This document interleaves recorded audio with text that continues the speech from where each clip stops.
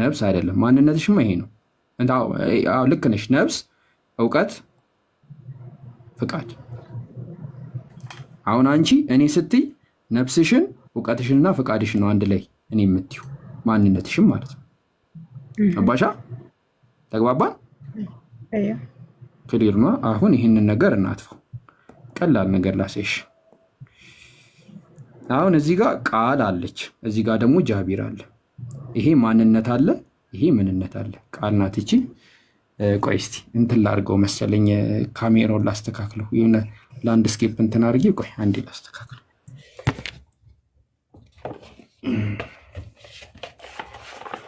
አይ ካሜራ ራሱ ከፍቼ ማላክሶ ላንቺ ብዬ ከፈትኩኝ እንግዲህ ከታየው ባንቺ ነው ገራሽ ላይ ከድሮ ጀምሬ ስላሴን ሲያስረዱኝ እንደዚህ እየሳለው ነው ያስረዱኝና ዛሬ መስሉ ይሄው ይስላሉ ያስረዱኛል ግን እስካሁን አልተረዳው አረ ዛሬ በደም ነው የምትረጂው በግልጽ ነው ታውቃለህ ጃኒ እኔ በነገራችን ላይ እናንተን ሳላቅ በፊት እኮ ይገባኝ ነበር እናንተን ካወቀ ወዲያ ነው ያልገባኝ ጭኖብሽ ነው ስለተጫነብሽ ነገር አጠይቂኝ የጫኑሽን ነገር መጠየቅ ሲጀምሪ ጠፋብሽ ካልጠየቅሽ እኮ ቆይ እስቲ ማን ነው ሞዴሬተር ሰው ያስገባው ማን ያስገባው ማን ነው ሰው ያስገባው አንድ ቁጥር ጻፉልኝ ሞዴሬተር ያስገባ ሰው ካልሆነ ሁላችሁንም ነው ማነሰው ማን ነው ሞዴሬተር ያነሳው አረጃ ለማር ስለሆነ እኔ አላስገባሁም ወላሂ አላስገባሁም ከሰር እኔ እንጃ ችግር የለም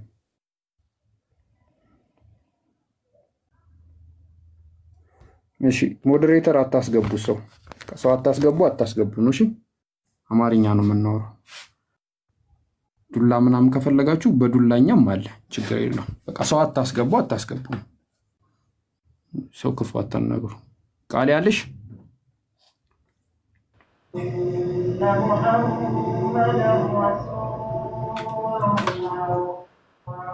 ቃሊ አቤት በይ አለ እዚህ ጋር ቃል ኪዳን አለች እዚህ ጋር ጃ አለ እሺ ይሄ እኔ ነኝ አንቺ ነሽ እዚህ ጋር ማንነት አለ እዚህ ጋር ደግሞ ምንነት አለ እሺ አይደል ከጀርባሽ የሆነ የሚረብሽ ድምጽ አለ አዛን እያለ ነው እሺ ሚታርጊና ስንጨርስ እንቀጥላለን አዛን ያርግን ይጨርስ ላንቺ ነው ቢገባሽ አዛኑ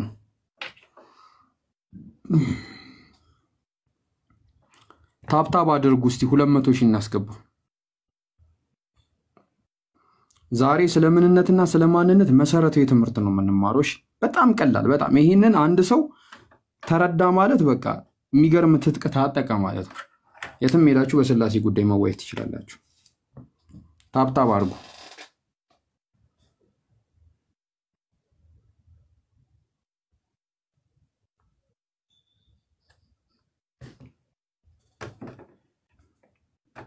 ጥልጃ አለቀ መሰለኝ ቁጥር 2 የጃቢር እህት መጣች ነበር ወደፊት ቀጥል እሺ አንቺ ቃል አለሽ እዚህ ጋር ማንነት አለ እዚህ ጋር ምንነት አለ አንቺ እዚህ ጋር ይሄው ቃል አለች እዚህ ጋር ጃቢር አለ ከዛ ይሄ ማንነት አለ እዚህ ጋር ደግሞ ምንነት አለ ምንነቱ ምንድነው አለን ሰዋ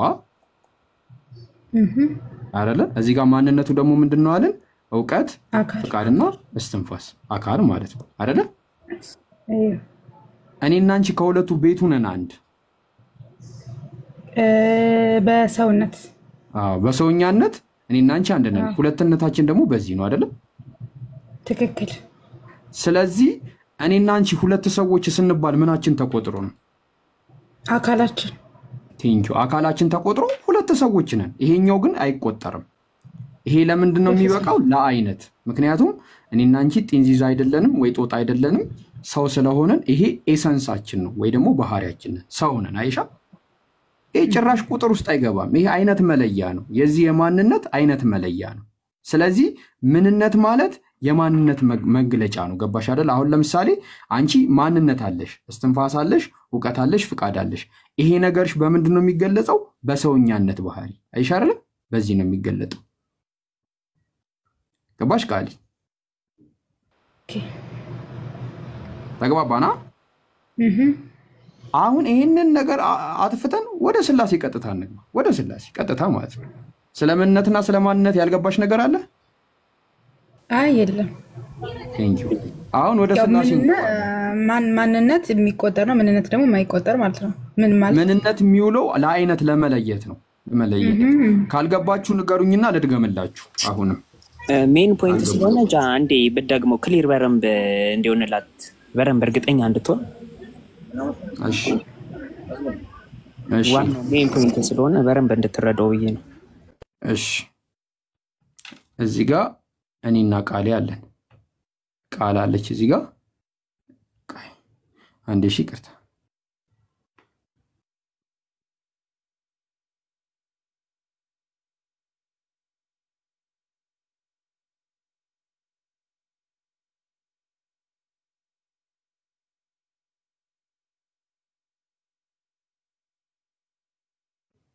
እሺ ሰማለሁ።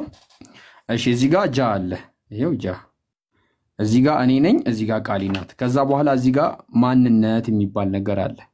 እዚህ ጋር ደግሞ ምንነት የሚባል ነገር አለ። ምንነት ማለት ባህሪ ነው። እሺ ባህሪ ሲባል ለምሳሌ ሰው፣ ጦጣ፣ እሺ ውሻ፣ እነዚህ ምንነቶች ናቸው። ወይ ደግሞ ባህሪ፣ ሰው የሚባል ባህሪ አለ፣ ጦጣ የሚባል ባህሪ አለ፣ ውሻ የሚባል ባህሪ አለ። እነዚህ ምንነቶች ድንጋይም ምንነት ነው። ብዙ ምንነቶች አሉ።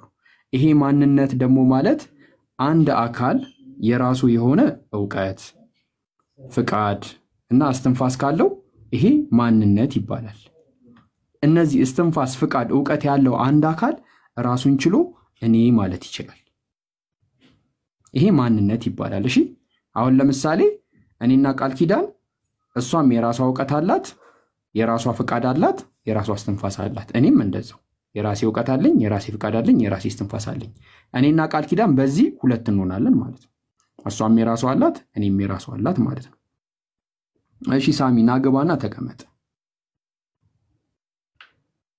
ከዛ አሁን ምንነት ላይ ስንመጣ ግን እኔና ቃሊ ሰውኛነት የሚባል ተፈጥሮ ነው። እሷም ሰው ናት፣ እኔም ሰው ነኝ። እኔ ወይ ጦጣ አይደለሁም ወይ ውሻ አይደለሁም፣ ሰው ነኝ፣ እሷም ሰው ናት ማለት ነው። ስለዚህ እኔና ቃል ኪዳን በዚህ አንድ ነን ማለት ነው።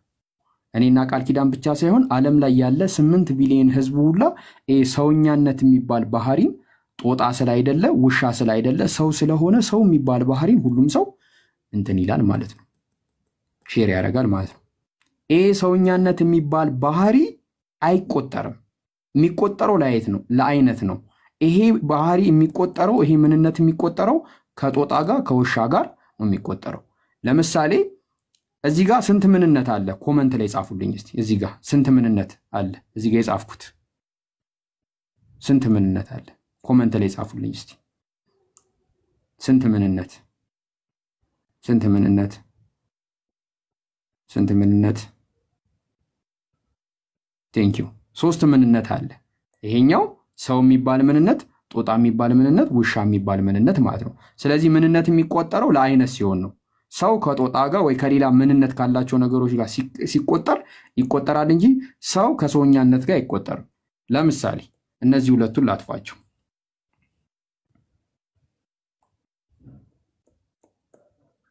ስንት ምንነት አለ? አሁን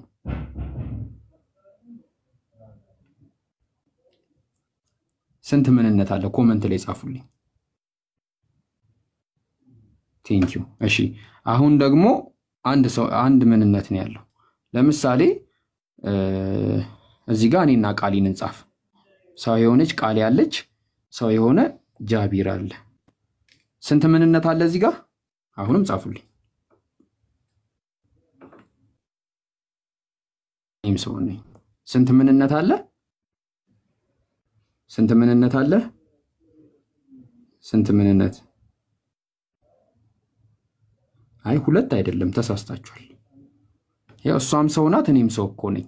ሁለታችንም ሰው ነን። አንድ ምንነት ነው ያለው እንጂ ቤቱ ጋር ነው ሁለት የሆነው።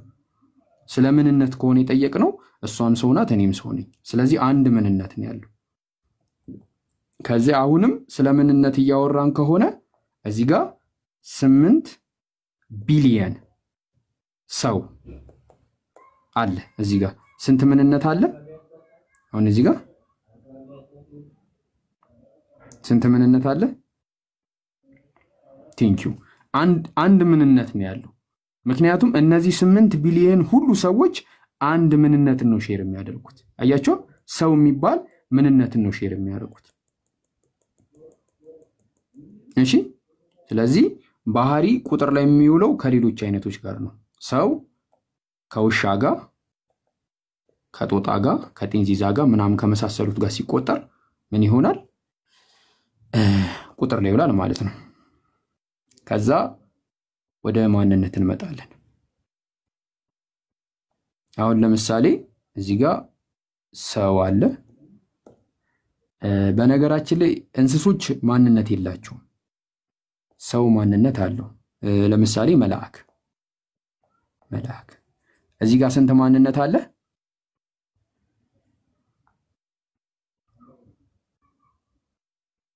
ስንት ማንነት አለ? ቴንኪው 2 ማንነት አለ። ከዛ በኋላ ስንትስ ምንነት አለ? እዚህ ጋር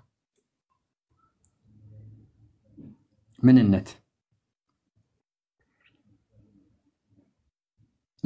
ስንት ነው ያለው? እዚህ ጋር ስንት ምንነት አለ? 2 ምንነት። ምክንያቱም ሰው የሚባል ምንነትና መልአክ የሚባል ምንነት ማለት ነው። ስለዚህ እንዲህ ተረድተናል ማለት ነው። ቃል ያልገባሽ ነገር አለ?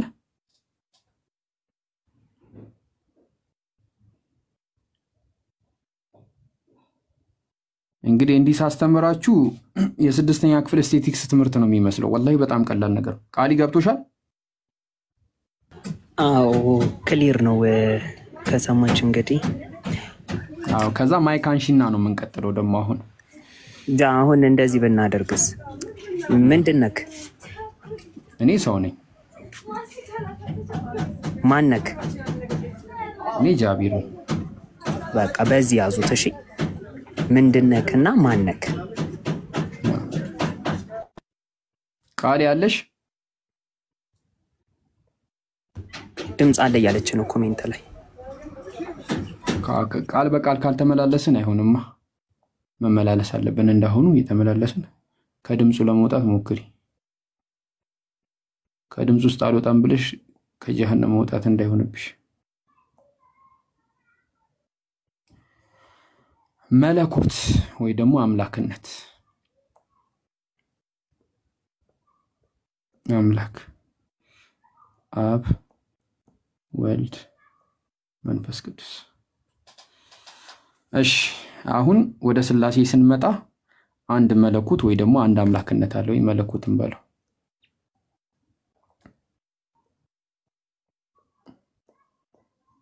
ይህ መለኮት ይባላል። እሺ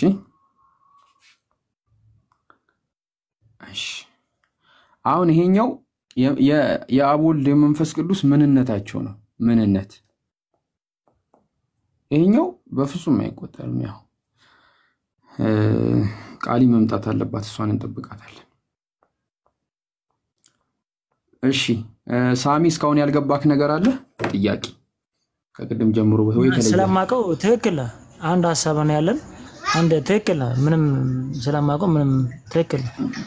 እሺ ቃሊ ትምጣና እንቀጥላለን። ከዛ ወደ ስላሴ ደግሞ ሲዞር እንዴት ይሆናል ምንለውን አንድ ላይ እናያለን ማለት ነው። ቃሊ ትምጣ። ግን ሳሚ እንትን እንደ ሐሳብ ክርስትና ግን ገብቶካል? ድብና እርግጥ ገብቶኛል ጃቢር። እስቲ ቆይ እስከዛ አንድ ጥቅስ እንይስ ካንተ ጋር። ያው ምንነትና ማንነት ከገባክ ይሄን ጥቅስ ታበራራለናል ብለን እናስባለን። እሺ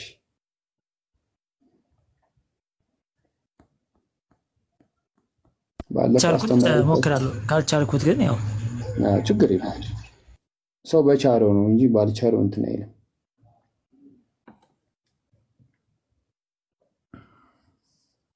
አንሳሚ ልብ አድርጌ አንደኛ ጢሞቴዎስ እኔ ካሜሮ አንደኛ ጢሞቴዎስ ምዕራፍ 2 ምዕራፍ 2 ይሄው ምዕራፍ 2 ቁጥር 5 ነው።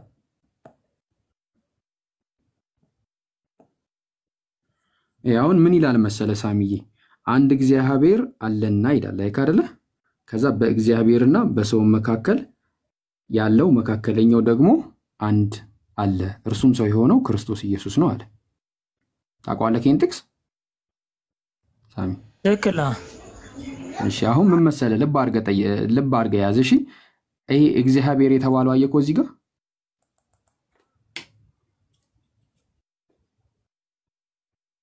ሳሚ ነው ጃቢር እየሰማሁ አቋ ቃል በቃል ነው። ይሄንን እግዚአብሔር አየከው?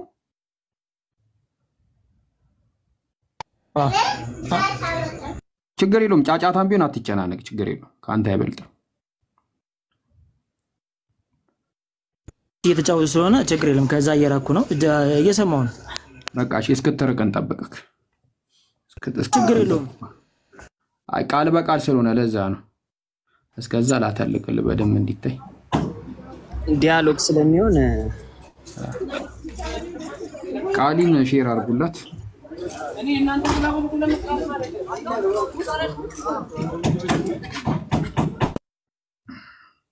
ታብታቡን 300 ሺህ ያስገቡት። አንዲ ጀሞ አንዲ ቃሊን ሼር አድርጉላት ከቻላችሁ መምጣት አለባት። ካልሆነ በኋላ እንቀጥሏለን ይሄን ትምህርት። እሺ ገብቷችኋል እስካሁን? እስቲ የገባችሁ አንዳንድ ቁጥር ጻፉ፣ ያልገባችሁ ሁለት ቁጥር ጻፉ። ካልሆነ በስንት ሰዓት እንትን ብዬበት ነው ይሄን ነገር የምናየው። የገባችሁ አንዳንድ ቁጥር፣ ያልገባችሁ ሁለት ቁጥር፣ የገባችሁ አንዳንድ፣ ያልገባችሁ ሁለት። ይሄ ሁላ ሰው አልገቡም። ጃ ወይ ለመጀመሪያ ጊዜ ምንነትና ማንነት እንደሚለያዩ ወቁት። ስለዚህ አስረዳ ወይት አልገባኝም። በቃ የሆነ ሊገባኝ ይፈልጋሉ፣ ግን በደንብ እንዲገባኝ ይፈልጋሉ። የሆነ ያጠራጥራኝ ነገር አለ። ድገምልን። የሆነ አብራርተህ በሌላ በኩል ምን አውቃለሁ ሲለኝ ሳሚን እንጠይቀውና እንደገና ደግምላችኋለሁ። ይሄ ሁላ ሰው ያልገባው አለ። እንትን እኮ በጣም ከባድ ነው። ለዛ ነው እንትን እኮ ነው ጃ አሁን ሂክማ ነሽ? ሂክማ ለጋይክ ምንድነሽ? ሂክማ ሰው ምንድነሽ ስትባይ ሰው ነው አይደለ? ስለዚህ ይሄ ምንድነው ሲባል ሰው የሚባለው ማንነት ለሁላችንም የሚሰጥ ነው። በቃ አንድ ማንነት ነው አይደለ? ሰው ማንነት። ኦኬ እሺ ምንድነሽ? ማነሽ? ሂክማ ማነሽ ደግሞ ሲሆን ፐርሰናል አንቺ ጋር ይመጣል ዳይሬክትሊ አይደለ? የብቻሽ ይሆናል።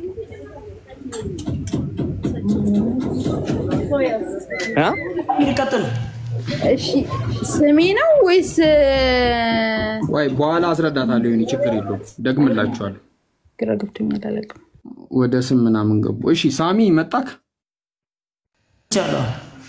አንድ እግዚአብሔር አለና በእግዚአብሔርና በሰው መካከል ያለው መካከለኛው ደግሞ አለ እርሱም ሰው የሆነው ክርስቶስ ኢየሱስ ነው አለ። አሁን ጥያቄ ምን መሰለህ ሳሚዬ፣ ይሄንን እግዚአብሔር ማርያም ወልደዋለች?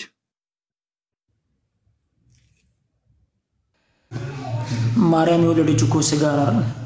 ነው። አይ ምን መሰለህ ሳሚ፣ አሁን እንደተወለደ እንጂ መለኮት አልተወለደማ እኮ አገባኝ። ስለዚህ ማርያም ሰው ብቻ ነው የወለደችው ማለት ነው? አምላክ አልወለደችም? አምላክ አልወለደችም። አይ ስጋና አዘጋጀህልኝ ይላል። እንግዲህ አምላክ ይወለዳል እንዴ? ለምሳሌ አምላክ ይወለዳል የሚል እስቲም ታስተምር እኮ። ማርያም የወለደችው ምንድነው? ችግር የለውም አንተ አስተምረን። ማርያም የወለደችው አምላክ አይደለም? መለኮት አይወለድም። መለኮት ተወለደ ብትለኝ እኔ እንጃ። እስቲ ምን ካለ ወይ ስጋ ነው የተወለደው። ኦኬ ስለዚህ ማርያም የአምላክ እናት አይደለችም ማለት ነው እንዴ? እንዴት መለኮት ስጋ ለበሰ ይላል? መለኮት ችግር የለውም እግዚአብሔር ስጋ ለብሷል። አዎ መለኮት ስጋ ለበሰ ይላል እኮ። ይሄኛው እግዚአብሔር ስጋ ለብሷል? የትኛው እግዚአብሔር? ይሄኛው እግዚአብሔር አንድ ነው። እግዚአብሔር ሁለት ለምን ታረግብኛለህ? ስለ ይሄኛው ነው ስጋ የለበሰው። ይሄኛው ነው ስጋ የለበሰው ክርስቶስ ኢየሱስ የተባለው እግዚአብሔር አይቆ። አሁን የክርስቶስ ኢየሱስ ይሄ ደግሞ በዚህኛው በእግዚአብሔር መካከል እንትን በይ ቃሊ ውጪና ፍላይት ሞድ አድርገሽ እንደገና ተመልሰሽ ነው መመሰለክማ ሳሚ። ሐሳቡን ስንረዳው አንድ እግዚአብሔር አለና አለ በእግዚአብሔርና በሰው መካከል ያለው መካከለኛ ደግሞ አለ አንድ አለ እርሱም ሰው የሆነው ክርስቶስ ነው አለ። አይካደለ በሰዎችና በእግዚአብሔር መካከል መካከለኛ የሆነው አለ ክርስቶስ ነው። ይሄ ክርስቶስ እግዚአብሔር ነው አሳሚ። አዎ ነው። ስለዚህ ይሄኛው እግዚአብሔር ስጋ ለብሷል። አዎ ስጋ ለበሰ። መለኮት ስጋ ነው። ይሄኛውስ እግዚአብሔር እሱ ደግሞ እግዚአብሔር አብ ይባላል። እግዚአብሔር አብ እግዚአብሔር ወልድ። ስለዚህ ይሄ እግዚአብሔር ስጋ ለብሷል። የትኛው? ይሄኛው እግዚአብሔር ይኸው አንድ እግዚአብሔር አለ በእግዚአብሔርና በሰው መካከል በእግዚአብሔርና በሰው መካከል ሲል ያው እንግዲህ መለኮት ስጋ ለበሰ ነው የምንለው። ጃቢርዬ እኮ ገባኝ። እኔ ጠየቅኩህ ይሄኛው እግዚአብሔር ስጋ ለብሷል ወይ? ይሄኛው የትኛው እግዚአብሔር? ይሄኛው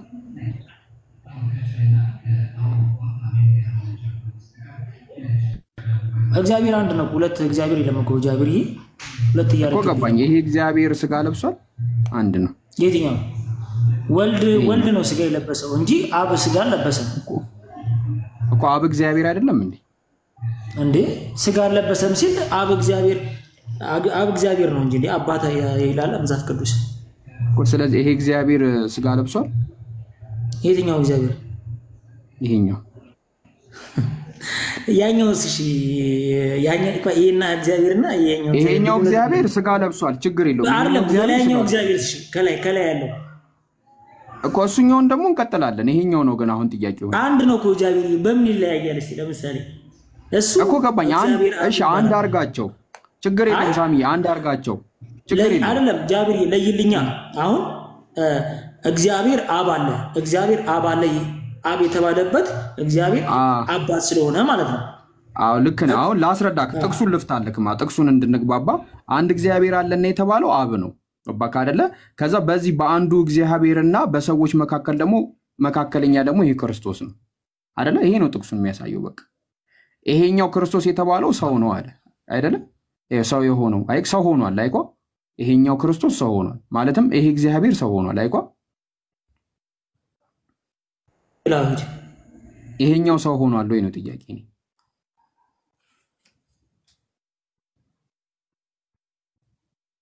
አንድ ነው እኮ ጃቢርዬ። እንዴት እኮ እሺ አንድ ይሁኑ ችግር የለውም። ይሄኛው ሰው ሆኗል ይሁኗል። ይሄ ሰው ሆኗል። ይሄኛው እግዚአብሔር አብ የተባለበት እግዚአብሔር ማለት ነው። አብ የተባለበት አባት የተባለበት ችግር የለውም። እሺ በቃ ሳሚ ካንተ የተሻለ ጥቅስ ላምጣልክ። ችግር የለውም ሳሚ እኔ ካንተም አይበልጥብህ። እሺ ቆይ ምን ላድርግ መሰለህ? ስክሪንሾት ላደርገው ነበር። በቃ ችግር የለውም። በመጀመሪያ ቃል ነበር ይላል አይደለ? ይሄ ቃል ወልድ ነው። ወልድ እግዚአብሔር በመጀመሪያ ቃል ነበረ። ይሄ ቃል እግዚአብሔር ወልድ ነው። ይሄ ወልድ ነው። በመጀመሪያ ቃል ነበረ ይላል። ቃልም እግዚአብሔር ዘንድ ነበረ። በመጀመሪያ ቃል ነበር። ይሄ ማን ነው? ቃል የተባለው ማን ነው? ቃል የተባለው ምንነት ነው እኮ ጃቢር። ማን ነው? አይ ምንድነው አይደለም ማን ነው ያልኩት። አይ እኮ ምንነት ነው። ቃል የተባለው ማንነት አይደለም ምንነት ነው እኮ። ይሄ እኮ ማንነት የለውም። ቃል የተባለው ማንነትማ ልጅ ሆኖ የመጣበት ነው ማንነቱ። ኦኬ ስለዚህ ይሄ እግዚአብሔር ማን ነው? ከቃል ጋር እሱ እግዚአብሔር ከቃል ጋር በምንነት አንድ ናቸው። በማንነት ግን ወልድና አብ ይባላል ማለት ነው። ቆይ ይሄ እግዚአብሔር ማን ነው? የትኛው? ይሄኛው እንዴ ጃቢር ያወራል አልገባም ወንድሜ እኮ ልክ ሳስረዳክ ይሄኛው ወልድ ነው። ቃል የተባለው ወልድ ነው። ይሄ ደግሞ አብ ነው አይደለ?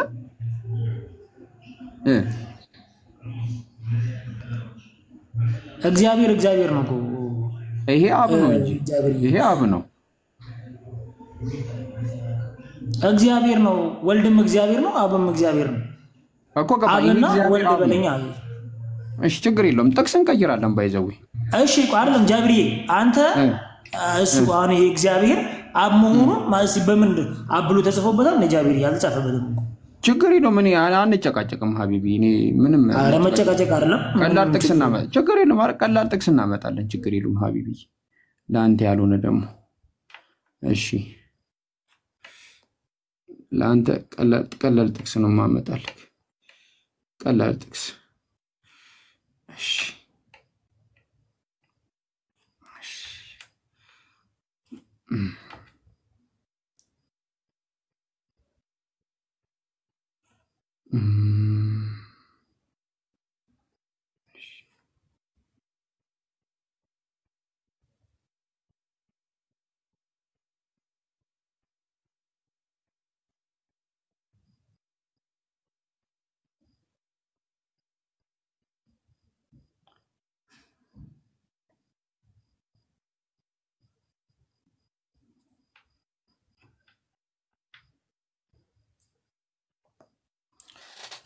እሺ ይኸው ሳሚ ይሰማል?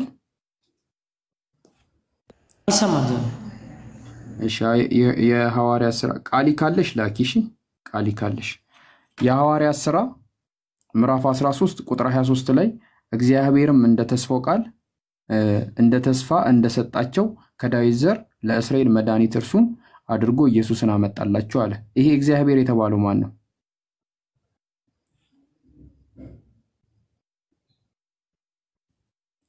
ሳሚ እግዚአብሔር የተባለው ከላይ ማን ነው? ማንነቱን አልገለጸማ።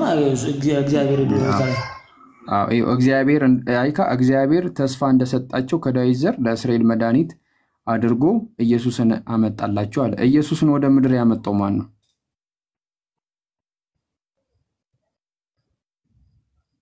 እግዚአብሔር ያመጣው ነው ወይስ የላከው? አመጣዩ የላካላቸው ማለት ነው። ያመጣው ማን ነው? አመጣላቸው አለ። እግዚአብሔር አብ። እግዚአብሔር አብ። ስለዚህ የእግዚአብሔር አብ ነው አይደለም? የትኛው? ይሄ እግዚአብሔር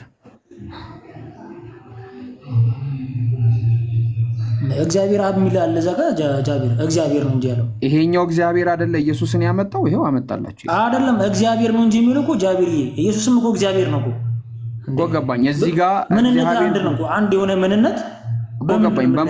ይሄኛው እግዚአብሔር ማንነቱ አብ ነው። ምክንያቱም ይሄኛው እግዚአብሔር ለእስራኤል ኢየሱስን አመጣላቸው እያለን ነው። ኢየሱስን ያመጣው ደግሞ አብ ነው። ይሄው አብ ነው ይሄ እግዚአብሔር። በቃ እግዚአብሔር እሺ፣ አሁን እዚህ ጋር አብ የሚልሽ ማስረጃ አምጣልኝ እኮ። ይሄኛው እግዚአብሔር አይደለ እንዴ ለእስራኤል አመጣላቸው የተባለው? አብ መሆኑ እዚህ ጋር አብ መሆኑ ማስረጃ አምጣልኝ አንተ እኮ። እያስረዳሁህ እኮ ነው ሳሚ። ይሄኛው እግዚአብሔር አይደለ ለእስራኤል ኢየሱስን ያመጣላቸው ሳሚ?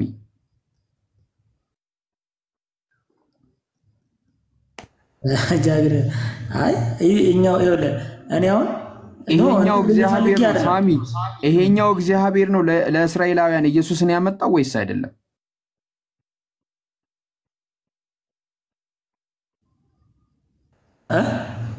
ይሄኛው እግዚአብሔር ነው ለእስራኤላውያን ኢየሱስን ያመጣው ወይስ አይደለም? እግዚአብሔር በምንነት አንድ በማንነት እንዴት በማኑቁ ማንነት እኔ ጠየቅኩት ጥያቄ ሳሚ፣ እኔ ጠየቅኩት ጥያቄ ይሄኛው እግዚአብሔር ነው ለእስራኤላውያን ኢየሱስን ያመጣላቸው ወይስ አይደለም? ይሄኛው እግዚአብሔር ይሄኛው እግዚአብሔር ማንነቱን አልተገለጸም። ችግር የለውም አልተገለጸም። ማንነት ስለ ምንነቱ እግዚአብሔር አብ ይሁን ወልድ ይሁን መንፈስ ቅዱስ ይሁን አልተገለጠም። ተግባባን? ይሄኛው እግዚአብሔር ነው ለእስራኤላውያን ኢየሱስን ያመጣው እግዚአብሔር። አሁን ይሄ እኔ እንትን ብዬ ላወራ አልችልም። ለምን? ምክንያቱም ማንነቱ ያልተገለጸ ነው። ችግር የለውም ሀቢቢ፣ እኔ እሄድልሃለሁ። እኔ አንተን ለማሳመን ዛሬ አንላቀቃትም። እሺ ማሳመን እየጠረክ ነው ማለት ነው። እግዚአብሔር ችግር የለውም ይመችሽ። እሺ ችግር የለውም። አይ አይደለም እየሸመጠጥከኝ ስለሆነ ነው። ወደ ኤፌሶን ሰዎች እየሸመጠጥከኝ አይደለም። በቃ ችግር የለውም። ልክ ነህ። እየሸመጠጥከኝ አይደለም። ያለ መረጃ አትንቀሳቀስም። በቃ እግዚአብሔር ሲልኮ ማንነቱ ለምሳሌ አንተ አሁን እኔና አንተ በምንነት አንድ ሆነን ብለህ ቅድም እዛ ጋር አስተማርከው ትምህርት ማለት ነው። በምንነት አንድ ሆነን ግን ማንነቱን ያልገለጸ ገብቷል። እዛ ጋር ማንነቱን ለምሳሌ በቃ ገባኝ። ተረድቻለሁ። እንደዛ ማለት ነው። ተረድቻለሁ። አዎ ችግር የለውም። አሁን ምን ይላል መሰለ አንደኛ ኤፌሶን ሰዎች ምዕራፍ 1 ከቁጥር 3 ላይ ምን ያለ መሰለ በክርስቶስ ኢየሱስ በመንፈሳዊ ስፍራ በመንፈሳዊ በረከት ሁሉን የባረከን የጌታችን ኢየሱስ ክርስቶስ አባት እግዚአብሔር ይመስገን አለ። እዚህ ጋር እግዚአብሔር የተባለው ማን ነው? እዚህ ጋር አሪፍ ነገር ነው። በክርስቶስ ኢየሱስ በሰማያዊ ስፍራ በመንፈሳዊ በረከት ሁሉ የባረከን የጌታችን የኢየሱስ ክርስቶስ አባት እግዚአብሔር ይመስገን። አባት ቴንክ ዩ። ይሄኛው እግዚአብሔር ማን ነው? ይሄኛው እግዚአብሔር አብ ነው። አባት ተብሏል ማለት ነው። አባት የተባለው ስጋ ለብሷል። ጃቢርተው እንጂ ንገረኝ፣ ስጋ ለብሷል እንዴ? ኧረ ጃቢርተው መልስልኝ። ጥያቄ ታውቀዋለህ አንተ እንዴ? አይ መልስልኝ። ስጋ ለብሷል? የትኛው እግዚአብሔር?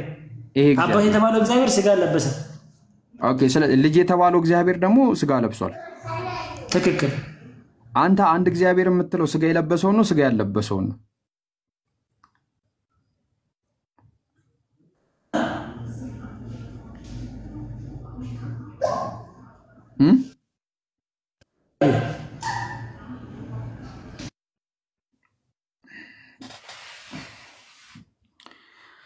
አላህ ይርዳችሁ። እንግዲህ እኔ ለምንም ማለት እንዴ ጃቢር ያወራው ነው። ምን አልከኝ?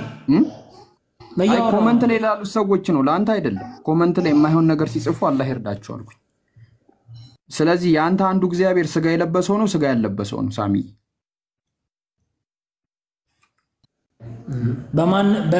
በምንነቱ እግዚአብሔር አንድ እግዚአብሔር ነው በምንነቱ። በማንነቱ ደግሞ አብና ወልድ መንፈስ ቅዱስም ስለ ነው። እዚህ ጋር ስለ መንፈስ ቅዱስ እያወራን ሳይሆን ስለ አብና ስለ ወልድ እያወራን። ስለዚህ አንተ አሁን አንድ እግዚአብሔር የምትለው ስጋ ለብሷል ወይስ አልለበሰም? አንድ እግዚአብሔር የእግዚአብሔር ልጅ ኢየሱስ ክርስቶስ ስጋ ለብሷል። እግዚአብሔርስ? አይ ጃቢር እግዚአብሔር እኮ ምንነት አንድ ነው አልኩ እኮ ጃቢር ወንድም። እኮ ይሁን እግዚአብሔር ስጋ ኢየሱስ ስትለኝ ኢየሱስ ክርስቶስ ስትለኝ ስጋ የለበሰ የአብ ልጅ ገብቶኛል። እኔ አሁን የእግዚአብሔር ልጅ ስጋ እንደለበሰ እንደምታምን አውቃለሁ። እኔ ግን የጠየቁህ እግዚአብሔር የአብ ልጅ በለኝ። የአብ ልጅ ስጋ ለብሷል። በቃ እግዚአብሔርስ? የትኛው እግዚአብሔር? ስንት እግዚአብሔር ነው ያለው? አይ የትኛው እግዚአብሔር? እግዚአብሔር አንድ ነው። የትኛው እግዚአብሔር እኮ የትኛው እግዚአብሔር ብለህ ለምን ጠይቀኛለህ? አንድ እግዚአብሔር ካለ እግዚአብሔር ሲል እኮ ምንነት እያልኩ ነው ወንድሜ። ምን ነካተው እንጂ እግዚአብሔር እኮ አልገተዋ እንዴ?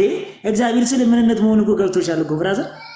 ቆይ አይደለም ጃ እንዴ ቅድም እዛ ጋር ምንነት ስትለኝ እንዴ ተዋ እንዴ እዛ ጋር ቅድም ማሳየኝ እኮ ችግር የለውም። እዚህ ጋር እናወራለን። እግዚአብሔር ስንት ነው?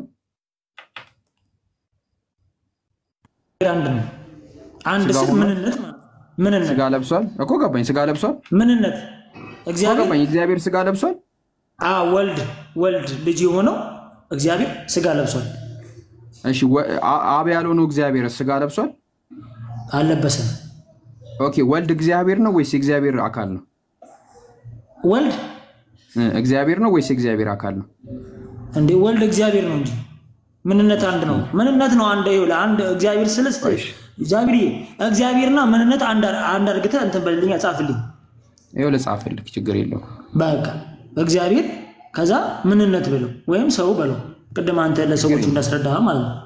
ችግር የለው። መንፈስ ቅዱስ አሁን ይሄ እግዚአብሔር አንድ ነው ምንነት አይደለ?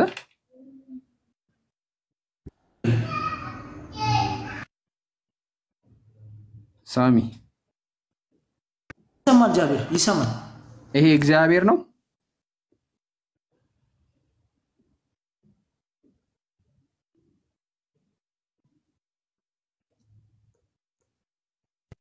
እግዚአብሔር አባት እግዚአብሔር ነው። ይሄም እግዚአብሔር ነው። ይሄም እግዚአብሔር ነው አይደለ? እግዚአብሔር ሶስት እግዚአብሔር እኮ ይጻፍከ ነው። ኦኬ ይሄ እግዚአብሔር አይደለም? እግዚአብሔር አይደለም? እሺ አጠፋላለሁ፣ ችግር የለውም።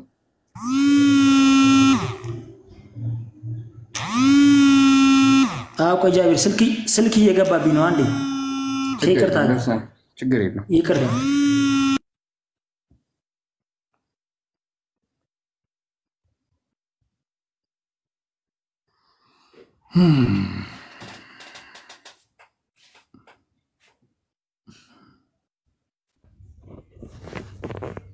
ፋኒ ሰላም ነው? ፋኒ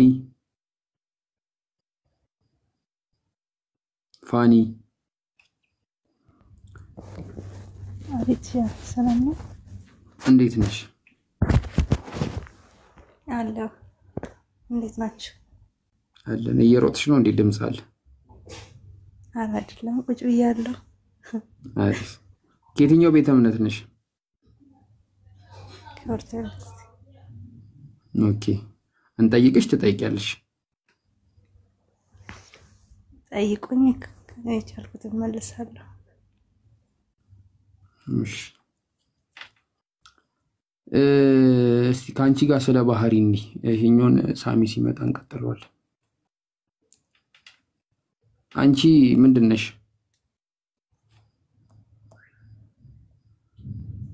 ማለት ምንድነሽ ስትል ምንድነሽ ነው? ምንድነሽ እኮ አልገባኝም። ጥያቄ ምንድነሽ ስትለኝ ተናግሬያለሁ እኮ መጀመሪያ። አይ ጦጣ ነሽ፣ ጢንዚዛ ነሽ፣ ሰው ነሽ፣ አምላክ ነሽ፣ መልአክ ነሽ? ምንድነሽ? ሰው ነኝ። ኦኬ እሺ። አንቺን ምንድነው የወለደሽ? ሰው። ይሄ ባህሪ ይባላል። እሺ ያዥ ይሄንን ባህሪ። እሺ ኦኬ ክሊር ነው? ፋኒ አለች፣ ሰው ናት። የፋኒ እናት አለች፣ ማዘርዬ ሰው ናቸው አይደለ? ያ ከዛ ማዘር አንቺን ወለዱሽ። ማዘር ሰው ስለሆኑ ሰው ይወልዳሉ ማለት ነው። ፋኒ ደግሞ ሰው ስለሆነች ሰው ትወልዳለች። ባሻ። ስለዚህ ማዘር ላንቺ የባህሪ እናት ናቸው፣ የባህሪ ስለወለዱሽ ማለት ነው። እሺ ኦኬ ተግባባን? ቀላል ነው። ቴንክ ዩ። ከዛ አብ አለ፣ አብ። ከዛ ወልድ አለ። አብ ምንድነው? አብ አባት ነው፣ አምላክ ነው። ምንድነው አላልኩሽም? አምላክ ነው። ወልድስ ምንድነው?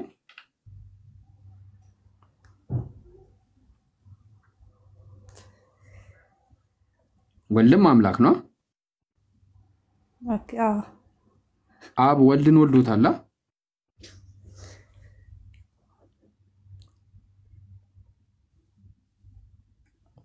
አብ ወልድን ወልዶታል። በአሁኑ ምሳሌ ነው ማለት ነው። ልክ አሁን እንደነገርከኝ ነው እያስረዳከኝ ያለከው። አብ አምላክ ስለሆነ አምላክን ወልዷል። ከእውነተኛ አምላክ የተገኘው እውነተኛ አምላክ፣ ከእውነተኛ ብርሃን የተገኘው እውነተኛ ብርሃን። እነሆ ለዚህ እንሄዳለን፣ ችግር የለውም። በጥቅስ ነው ማስረዳሽ። እሺ እሺ ኦኬ። ዕብራውያን ነው።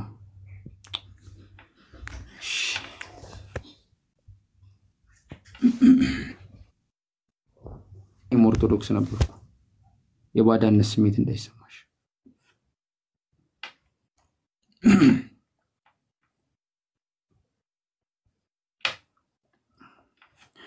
እዚህ ጋር አብ ስለወልድ ሲናገር ከመላእክትስ አንተ ልጅህ ነህ፣ እኔ ዛሬው ልጅሃለሁ፣ ደግሞ እኔ አባት ሆናለሁ፣ እርሱም ልጅ ይሆነኛል አለ። አብ ስለወልድ ሲናገር ከመላእክትስ አንተ ልጅህ ነህ ካለ ወልድን ሲናገረው፣ ከዛ እኔ ዛሬ ምን እልሃለሁ አለው? ፋኒ ወልጅሃለሁ። ስለዚህ አብ ወልድን ወልዶታል ማለት ነው። ተመልከች እንግዲህ። እሺ ከዛ ስለዚህ አብ ወልድን ስለወለደው አብ ለወልድ የባህሪ ምኑ ነው? የባህሪ ልጁ ነው። ከዛ አብ ደግሞ ለወልድ የባህሪ አባቱ ነው አይደለ? አይደለ? እዚህ ድረስ ክሊር ነው? የከበደሽ ነገር አለ? ነው አልከበደኝም። ኦኬ ስለዚህ አሁን ይሄን እናጥፈውና ወደ ኢየሱስ ክርስቶስ እንመጣለን። ኢየሱስ ክርስቶስ ይሄ ነው። ኢየሱስ ክርስቶስ ፍጹም ሰው ነው፣ ፍጹም አምላክ ነው አይደለ? ለዚህ ለኢየሱስ ክርስቶስ አብ የባህሪ አባቱ ነው።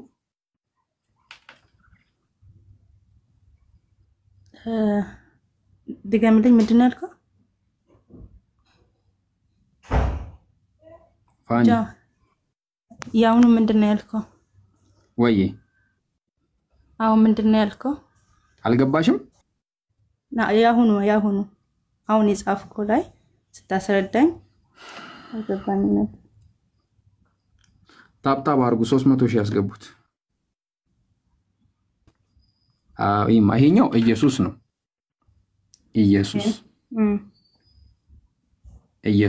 ኢየሱስ ደግሞ ፍጹም ሰው ፍጹም አምላክ አይደለ? ስለዚህ ለዚህ ለኢየሱስ አብ የባህሪ አባቱ ነው ወይ? አብ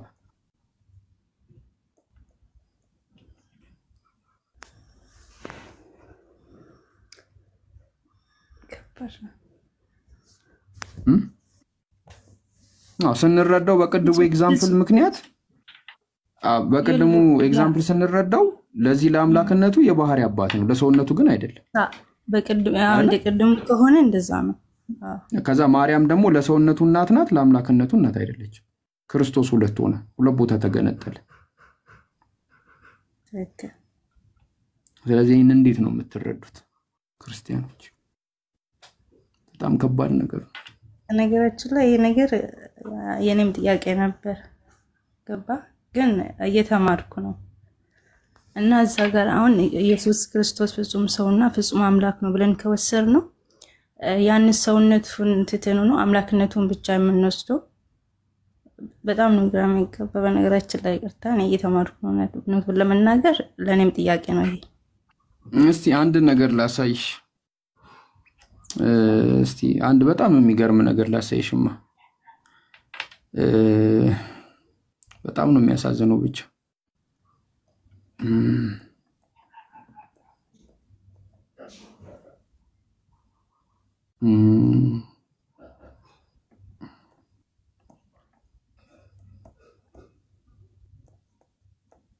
ቀይ ብቻ ይበቃል።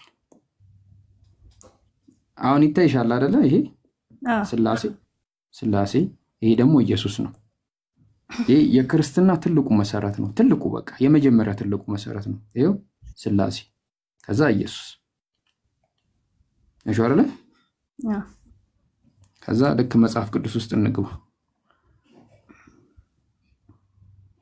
መጽሐፍ ቅዱስ ውስጥ እንግባና ለምሳሌ ምን ውስጥ እንግባ መሰለሽ? እስቲ ኦሪት ዘፍጥረት ወይ ደግሞ እስቲ መኃልየ ሰለሞን ላይ እንግባ። መኃልየ እስቲ ቆይ ምዕራፍ 4 እንስማ። ምዕራፍ 4 ቁጥር 1 ላይ አይማ መኃልየ ዘሰለሞን ምዕራፍ 4 ላይ ቁጥር 1 ላይ እንዲህ ይላል፣ ወዳጅ ሆይ እነሆ ውበትሽ ነው፣ እነሆ አንቺ ውብ ነሽ፣ በዓይኖችሽ እርግብ መሸፈኛሽ ውስጥ ዓይኖችሽ እንደ እርግቦች ናቸው። ጠጉርሽ በገለዓድ ተራራ እንደሚወርድ እንደ ፍየል መንጋ ነው። ጥርሶችሽ ታጥበው እንደ ተሸለቱ ሁለት መንታ እንደወለዱ ከነርሱ መካን እንደሌለባቸው መንጎች ናቸው። ከንፈሮችሽም እንደ ቀይ ሐር ፈትል ናቸው። አፍሽም ያማረ ነው። በዓይንሽ እርግብ መሸፈኛው ውስጥ ጉንጭና ጉንጭሽ እንደተከፈለ ሮማን ናቸው። አንገትሽ ለሰልፍ ዕቃ መስቀያ እንደተሰራው እንደ ዳዊት ግንብ ነው። ሺጋሽ ምናምን ብሎ በቃ ይዘረዝራል።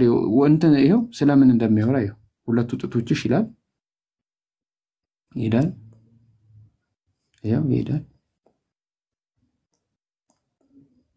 ይሄው ነው ያወራል። አሁን የምጠይቅሽ ጥያቄ ፋኒ እዚህ ጋር እኔና አንቺ ካነበብነውና ከስላሴ የሚበልጠው ይሹ የቱ ነው?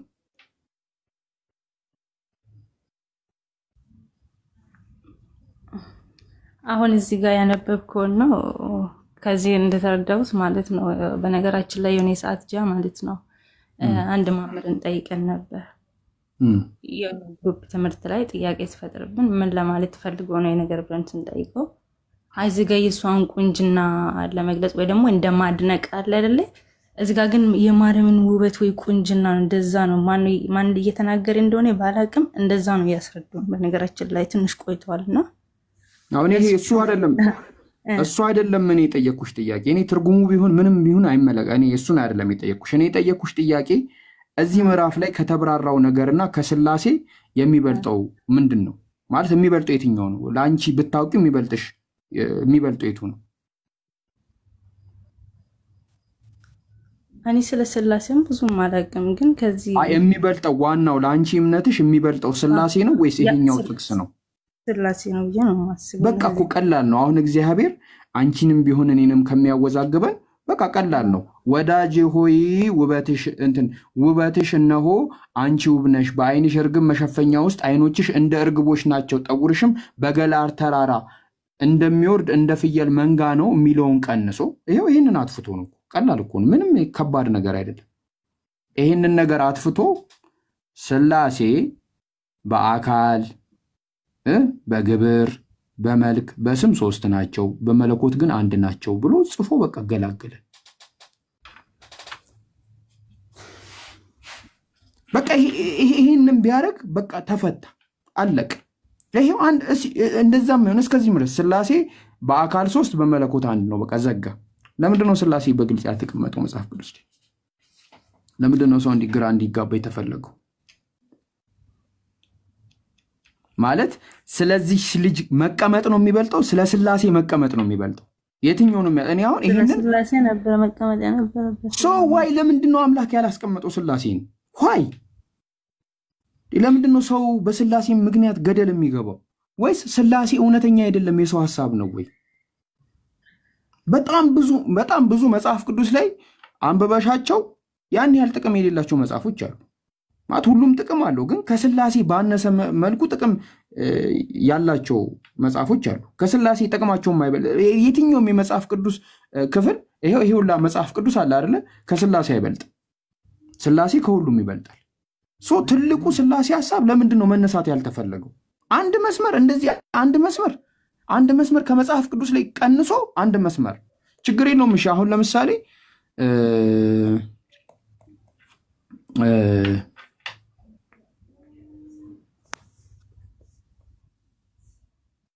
አሁንማ የሜዳ ቁጥቋጦ ሁሉ በምድር ላይ ከመኖሩ በፊት የሜዳ ቡቃያ ሁሉ ከመብቀሉ በፊት አዳምን ከመፈጠሩ በፊት ይላል። ይሄው ምንም ጥቅም የሌለው ጥቅስ ነው ከስላሴ አንፃር። ምን ችግር አለው እዚህ ላይ ስላሴ እግዚአብሔርን ቢያስገባ ስላሴን ቢገልጽ? ለምንድን ነው እናንተ ከክርስቲያን ወገኖቻችሁ ጋር ራሱ እንዳትጨቃጨቁ? ያው ከጴንጤ ከኦርቶዶክስ ጋር ሲጨቃጨቅ ነው የሚሉ በስላሴ ጉዳይ ሲጨቃጨቅ ማለት ነው። ከካቶሊክ ጋር ሲጨቃጨቅ፣ ኦርቶዶክስ ከኦርቶዶክስ ጋር በስላሴ ጉዳይ ይጨቃጨቃል። ኦርቶዶክስ ከኦርቶዶክስ ጋር ለምንድን ነው እንዲሸፈን የተፈለገው? ወይስ እነሱ ናቸው አውቆ ያመጡት ሐሳብ? ምን ይላል መሰለህ? አንብበህ ከሆነ ስለ ስላሴ ማለት ነው ማንም ሰው አንብቦም ሆነ ደግሞ በምንም መልኩ ልደርስበት አይችልም ይላል። አንብበህ ከሆነና ማንደርስበት የሆነውን የቱ ጋር ነው እግዚአብሔር የነገረን? ማንደርስበትን ነው ከተባልን እኮ ማንደርስበት ነው ተብሎ ይነገረን። በቃ አንደርስበትን ብለን እንተዋዋለን። አደርሱበትንም እንኳን አልተባልንም። ሆን ችግሩ እኮ አሁን ስለ ስላሴ በግልጽ ለማወቅ ማንም ሰው አንብቦም ሆነ ምንም አድርጎ አይደርስበትም ይላል ወንጌል ለራሱ እኮ። ታዲያ ምን ብዬ ታዲያ ለመነው?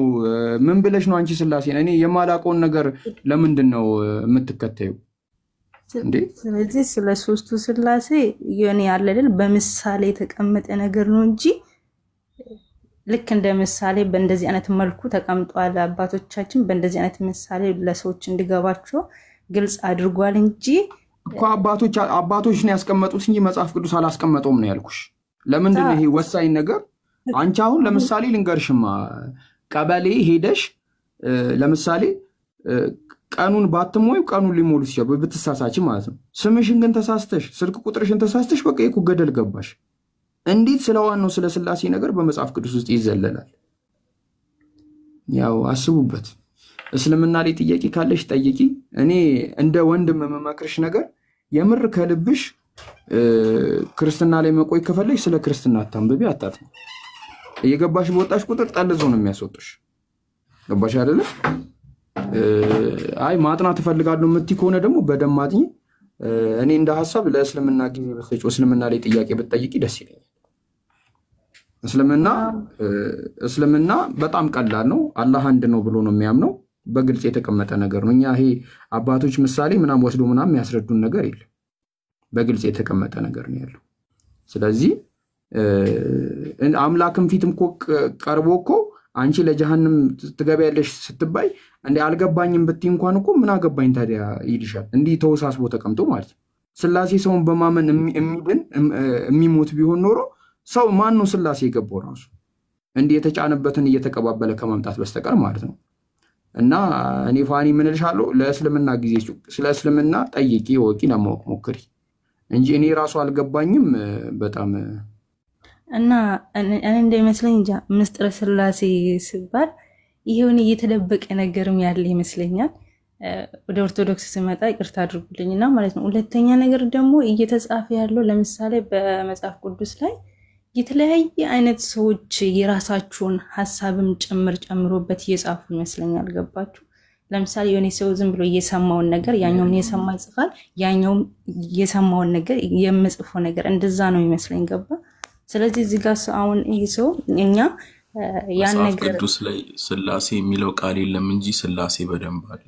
ቆይ ትጨርስና እንቀጥላለን። እሺ ጂሰስ ኖ እኔ ስለ ስላሴ ለምን አመታ አስረዱኝም ምንም ግልጽ ነው የሚገባኝ ነገር የለም። አይገባኝም። ዛሬም ነገር የማይገባሽን ነገር አትከተያ። ምን የማይገባሽን ነገር ለምን ትከተያለሽ? ጌታ መንፈስ ቅዱስ እንዲያስረዳሽ በደንብ ጠይቂ። ጌታ እግዚአብሔር የሚያስረዳ እውነተኛ የሆነ ቀጥይፋል እንትን አደረገም እንዴ የሰበከ ገና ከቫይብ አልወጣም ተይው እንዴ እና የሚገባ ነገር ለመረዳት ሞክር። እሺ የሚገባ ነገር ለመረዳት ሞክር። ነገራችን ላይ እኔ የምሬን ነው ግን ለመማር ሞክርኩኝ። ግን በቃ የሆነ ሲጠይቃቸው ምናልባት እኔ ግልጽ ያልሆነልኝ ነገር ሰዎች እንዴት የሆነ ጠይቀው ግልጽ ያልሆነ ነገር መልስ ካልተመለሰልህ እንዴት ነው ልትቀበለው የምትችለው? ወይ ደግሞ አሁን እስልምና ወይ ደግሞ እዚህ ውስጥ ገብቼ እየተከታተልኩ ነው እየተማርኩ ነው እንድማር የሚያደርገኝ ያ ነው። ገባ? አላህ በቁርአን ላይ ምን እንደሚለን ልንገርሽማና እንድትማሪ ነው ጋብዝሻለሁ። አላህ በቁርአን ላይ ምን ይላል መሰለሽማ? ላንተ በእርሱ ላይ ዕውቀት የሌለህን ነገር አትከተል አለ። ምን አለ? አይሻ ላንተ በእርሱ ዕውቀት የሌለህ ነገርን አትከተል። አላህ ስለ እስልምና ራሱ ሳታቂ ብትከተይ አይደግፍሽ። መጀመሪያ በእስልምና ምንድነው የሚቀድመው? ማንበብ፣ ማወቅ፣ ከዛ ማመን፣ ከዛ መመስከር፣ ከዛ መከተል እንጂ እንዲህ ይገለጥልሻል በመንፈስ ለሊት እየተነሳሽ ጸበል ጠጪ፣ ለሊት እየተነሳሽ እንትን እንደገሚበት የሚባል ነገር የለም። ታነቢያለሽ፣ የገባሽን ነገር ታምኝና እሱን መስክረሽ እምነትሽን ትፈጥሪያለሽ ማለት ነው። ገባሽ አይደለ? ከዛ ምን ያለ መሰለሽ? መስሚያ፣ ማያ፣ ልብ እነዚህ ሁሉ ባለቤታቸው ለእነሱ ተጠያቂ ነውና አለ። ገባሽ? ለምትሰሚውም ለምታዩም ሁሉ ነገር ልብም ቢሆን ባለቤታቸውን ጠያቂ ነው። አንቺ ነሽ ተጠያቂ ማለት ነው። በማታቂውን ነገር የምትከተይ ከሆነ ማለት ነው። ስለዚህ የምታቂውን ነገር እንድትከተይ አላህ ያዝሻል ማለት ነው። እኛ አልহামዱሊላህ የምናውቀውን ነገር ነው የምንከተለው። የማታቂውን ነገር አትከተይ። የማታቂውን ነገር የምትከተይ ከሆነ መጀመሪያ መከተልሽን አቁሚ። ከዛ የምትከተዩን ነገር ለማወቅ ሞክሪ። ይሄንን ነው የምልሽ። ምንም አይነት ጥያቄ ካለሽ መማር የምትፈልጊው ነገር ካለሽ እኛ አለን። በምንም አይነት ሁኔታ ከጎንሽ አለን። አላህ ያግዝሽ ነው የምለው። እስልምና ላይ መጠየቅ የምትፈልጊው ጥያቄ ካለ አንድ ጥያቄ ላስተናግድሽና ወደ ቀጣይ ሰው እንሄዳለን። በነገራችን ላይ ያው ሌላ ቦታም እየገባው እየጠየቅኩኝ ነው ከሙስሊም ወገኖቻችን ጋር እና እዚህ ቤት ለመጀመሪያ ጊዜ አንተ ጋር መግባቴ ነው እና ሌላ ቦታም እየጠየቅኩኝ ነው። አመሰግናለሁ። እሺ ጃግን እየገባው ጥያቄ ካለኝ ከእስልምና እጠይቃለሁ። አመሰግናለሁ ወንድሜ። እናመሰግናለን። አላህ ይጠብቅሽ። እሺ አሜን። እሺ ጂሰስ እሺ ከእግዚአብሔር ከአምላክም ከአባትም ከጌታ ከኢየሱስ ክርስቶስ ጸጋና ሰላም ለእናንተ ይሁን። ሃሌሉያ። አቃጨምሩ አይ ሰላምታ ነው፣ የክርስትና ሰላምታ ነው። አጨምርም ወይ ነው ያልኩት። እኔ ደስ ነው ያለኝ። ሰላም አለይኩም እንደምትሉ እኔ ደግሞ ጳውሎስ አባታችን ጳውሎስ የሚጠቀመውን ሰላምታ ሰላም ብያለሁ። ሌላ ነገር ምንም ጨምረው ነገር የለም። እኔ ትሪኒቲ መቼ የለም። ኮምፕሌን አረኩኝ? እንደ ጂሰስ ኮምፕሌን አረኩኝ? አይ አጨምርም አቀንስም ምናምን ይሄ ቁርአን አይደለም። ቆይ ሰው ጨምር ደስ ካለህ ጨምር ነው ያልኩህ። እኔ ሌላ ምንም አላልኩት። እሺ ትሪኒቲ የለም። የትኛው ቤተ እምነት ነህ? ቅዱስ አይ እንቀጥላለን ካንተ ጋር። የትኛው ቤተ እምነት ነህ? እኔ ፕሮቴስታንት ነኝ። እሺ ኢየሱስ ክርስቶስ አብ የባህሪ አባቱ ነው? ኢየሱስ ኦኬ። የባህሪ አባቱ ለምንድን ነው የሆነው? የባህሪ አባቱ ለምንድን ነው የሆነው? የኢየሱስ አብ ኢየሱስ አለ ይሄው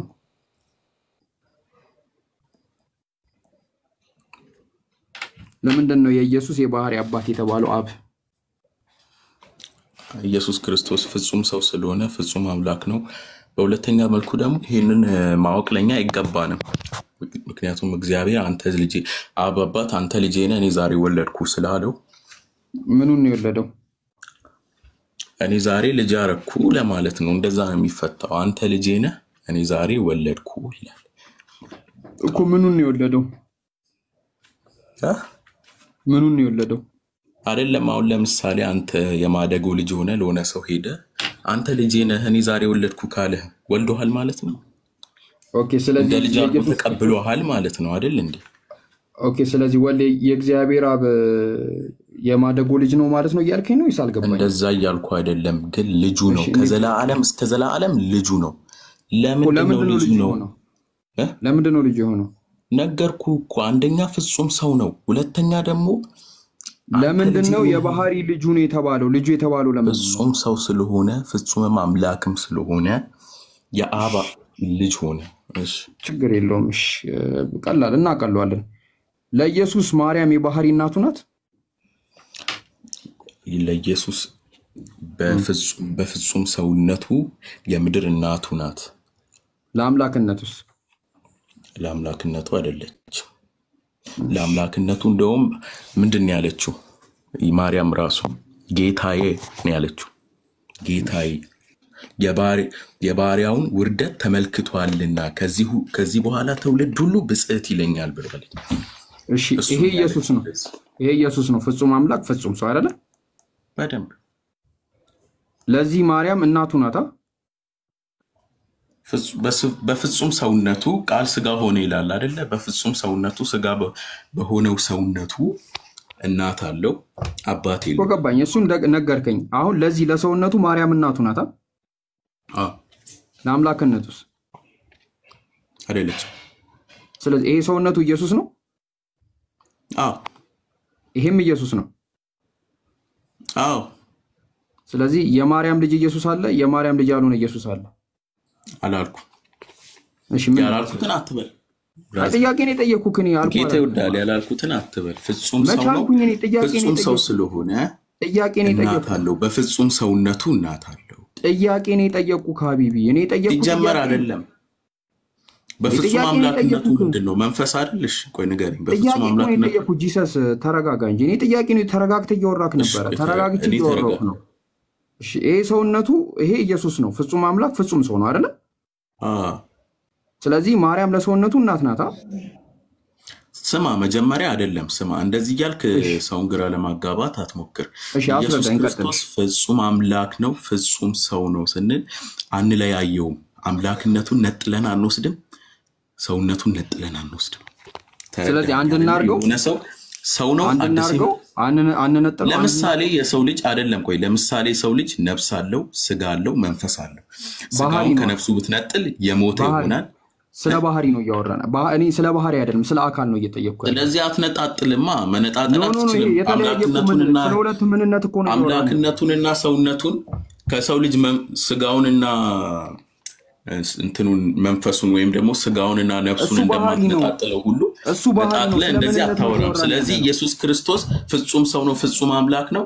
ለኢየሱስ ክርስቶስ ማርያም እናቱ ናት። አለቀ። ስለ ባህሪ ነው እያወራን ያለ ነው። እናንተ አምላክ ስለ አምላክና ስለ ሰው ነው እያወራን ያለ ነው አይደለም። ፍጹም ሰው ፍጹም አምላክ ስለሆነው ስለ እግዚአብሔር ልጅ ለኢየሱስ ክርስቶስ ነው እያወራን ያለ ነው። ለፍጹም አምላክነቱ ማርያም እናቱ ናት አትነጣጥለው። እሺ ነጣጥሎ አልተቀመጠም። አይነጣጥልሽ ለኢየሱስ ክርስቶስ ፍጹም ሰው ፍጹም አምላክ ለሆነው በምድር እናቱ ነበረች። አትነጣጥለው እኮ አንነጣጥለውም። ማርያም አይደለም። እንደዛ ከሆነ ቆይ አንተ እናት አለ፣ ለነፍስህ እናት ናት፣ ለመንፈስ እናት ናት፣ ለሁሉ ነገር ለስጋ እናት ናት። እንደዚህ አይጠይቅ ጥያቄ ለምን ትጠይቅ? ይሄው መለስኩልክ። ለሁሉም ነገር እናትነቷ በቃ እንደዛ ሁሉ አይነጣጠልም። ባልተነጣጠለ መንገድ ኢየሱስ ክርስቶስ ፍጹም ሰው ነው፣ ፍጹም አምላክ ነው። ለኢየሱስ እናቱ ናት እኮ። እሺ አይነጣጠል። ለፍጹም አምላክነቱ እናት ናት ወይ? የባህሪ እናት ናት ወይ ማርያም? አይደለም። በቃ ለኢየሱስ እናቱ ናት። አልነጣጥልም። እኔ ተነጣጥያ አይደለም ለእናቴ ልጅ ሆንኩት እንዴ። ኦኬ ለኢየሱስ እናት ከሆነች ስለዚህ ለአምላክነቱም እናት ናት ማለት ነው። ለባህሪውማ ፍጹም ሰው ፍጹም አምላክ ለሆነው ለኢየሱስ ክርስቶስ እናት ናት። በቃ እኮ ለባህሪውም እናቱ ናት ማለት ነው። አትነጣጥለው። አይነጣጥለው እኮ አይነጣጥለው። አንድ ላይ አንድ ነው አይደል እንዴ? ኢየሱስ ክርስቶስ አንድ ነው እኮ አይደል እንዴ? ለምን ተነጣጥለው እኮ ገባኝ። ለፍጹም አምላክነቱ የባህሪ እናት ናት። አንድ ነው ኢየሱስ ክርስቶስ። ለፍጹም አምላክነቱ እናት ናት ወይ? የባህሪ እናት ናት ወይ? ይኸውልህ ፍጹም ሰው ሆኖ መጣ። ፍጹም እንደነበረ ኖረ። ፍጹም ሆኖ ሄደ። አለቀ። ችግር የለውም። እሺ ቆይ ተነጣጥሎ አልመጣም። ተነጣጥሎ አልሄደም። ችግር የለውም። ለዛ ለምን ተነጣጥለዋለህ?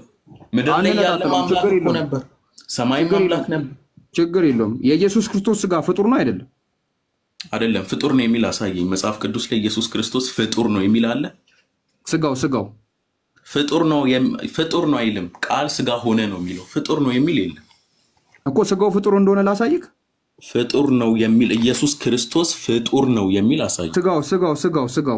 ስጋው አይደለም ፍጡር። ቃል ስጋ ሆነ ነው ያለን። ይኸውልህ እኮ ስጋው የተፈጠረ እንደሆነ ኢየሱስ ክርስቶስ ማለት ነው አባት የምድራዊ አባት የለውም። ባይዘው ስጋው ፍጡር እንደሆነ ማስረጃ ልስጥክ።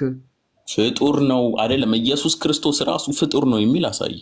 የኢየሱስ ክርስቶስ ስጋ እሱ ፈጣሪ ነው ይላል እንጂ ከሱ ያለሱ አንዳችም የተፈጠረ ነገር እንደሌለ መጽሐፍ ቅዱስ ይናገራል። ስለዚህ ኢየሱስ ክርስቶስ የኢየሱስ ክርስቶስ ስጋ ፍጡር ነው ወይስ አይደለም? የኢየሱስ ክርስቶስ ስጋ ፍጡር ነው ወይስ አይደለም? ፍጡር ነው። ፈጣሪ ነው አልኩ እኮ ኢየሱስ ክርስቶስ። ኖ ስጋው ስለ ስጋው ነው እያወራሁ ያለሁት። ኢየሱስ ክርስቶስ ፍጹም ሰው ፍጹም አምላክ ነው። ፍጡር አይደለም፣ ፈጣሪ ነው። አሁንም በእግዚአብሔር ፊት ከብር ያለው አምላኬም ጉልበት ሆኖኛልና ያዕቆብን ወደ እርሱ እንድመልስ እስራኤልን ወደ እርሱ እንድሰበስብ ባሪያ ሆኖ ዘንድ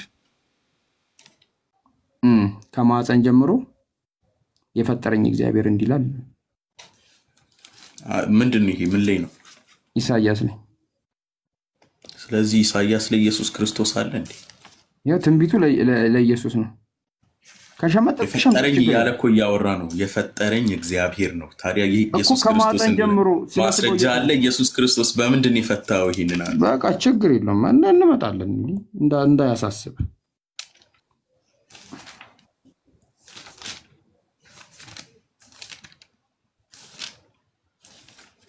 ይሄንን ያለው ማን ነው?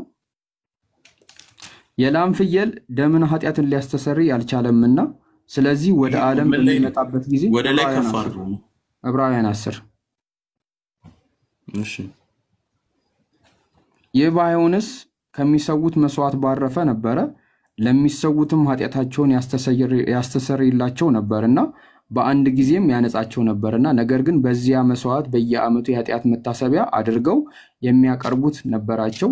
የላምና የፍየል ደም ኃጢአትን ሊያስተሰርይ አልቻለም። ስለዚህ ወደ ዓለም በሚመጣበት ጊዜ እንዲህ አለ፣ መስዋዕትና ቁርባንን አልወደደም፣ ስጋን ግን አለበስከኝ እንጂ አሉ። ስጋን ያለበሰው ማን ነው? እሺ በጣም ጥሩ። ስለዚህ ይሄንን በምን እንመለከታለን መሰለ? እሺ አብ አባት ነው፣ ወልድ ልጅ ነው። የባህሪ አባትና የባህሪ ልጅነትን እናያለን። ስለዚህ ፍጹም ፍቅራቸውን እናያለን። ፍጹም ፍቅራቸውን ሪሌሽንሺፓቸውን እንመለከታለን። ፍጹም ዘላለማዊ ሆነ ሪሌሽንሺፓቸውን የማያልቅ። ለምሳሌ አንተን ዛሬ ወልጅሃለሁ ሲል ዛሬ ሁሌ ስናነበው ዛሬ ብለን ነው የምናነበው። ሪሌሽንሺፓቸው አልቲሜት በቃ መጨረሻ መጀመሪያ የሌለው ማለት ነው። ስለዚህ አባት ለልጁ ሰጪ ነው፣ ልጅ ከአባት ተቀባይ ነው። አባት ልጁን ይልካል፣ ልጅ ለአባት ይላካል። ያንን ሪሌሽንሺፕ እንመለከታለን። ኢየሱስ ክርስቶስ ሰጠኝ ሲል ሪሌሽንሽፕ የአባትና የልጅን ሪሌሽንሽፕ ይገልጻል ማለት ነው። ጨረስክ? እሺ ገብቶናል። ማርያም ለኢየሱስ ክርስቶስ ለፍጹም አምላክነቱ የባህሪ እናት ናት? አይ አሁንም ተመልሶ መጣ። በቃ እሺ ለምን እንደሆነ ክርክር ስለምትወዱ ክርክር የሆነ የምትወዱት ክርክር ትወዳላችሁ። እኛ ሙስሊሞች ችግር አለብን። በቃ እኔ እንዴት እንደሆነ ራሱ አይ ክርክር ወይ ክርክር ትወዳላችሁ ወይ ደግሞ ጸልይልን፣ ጌታ ኢየሱስ እንዲያነሳልን ጸልይልን። በደንብ ጸልይላችኋለሁ። በቃ ምን ታረጋለህ መሰለ ማታ ልተኛ ስትል የመከራከር መንፈስ የተሰበረ ይሁን ብለ የተወጋ ይሁን ብለ ጸልይልን። እሺ እና ገብቶናል ያስረዳህን ነገር እናመሰግናለን። የሚሰማ ጌታ አለኝ። እሺ አባቴ ያንቀላፋ እናመሰግናለን። ቃል አለሽ?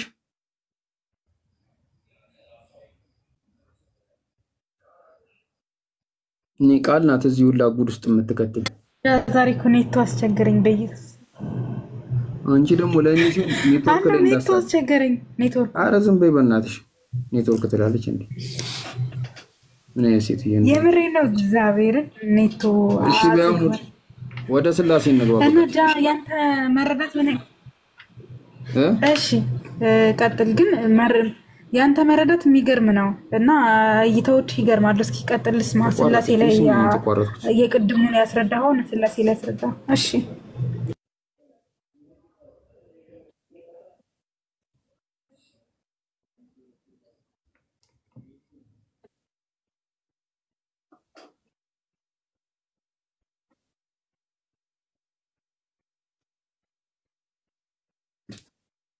እሺ ቃል አሁን ስላሴ ላይ ስንሄድ ይሄ ምንነት ነው። እሺ ከዛ ይሄ ማንነት ነው። ሶስት ማንነቶች አሉ። ይሄ እኩል እንዲሆን ታስተካክሉ። አስተማሪነት አለመስራት ያው ነው ይጎዳኝ። አሁን አሪፍ ነው። አብ አለ፣ ወልድ አለ፣ መንፈስ ቅዱስ አለ። ይሄ መለኮት አለ። እሺ ቃል ይሰማል? እውነት ሰላም አለይኩም ቪዲዮ ለቃል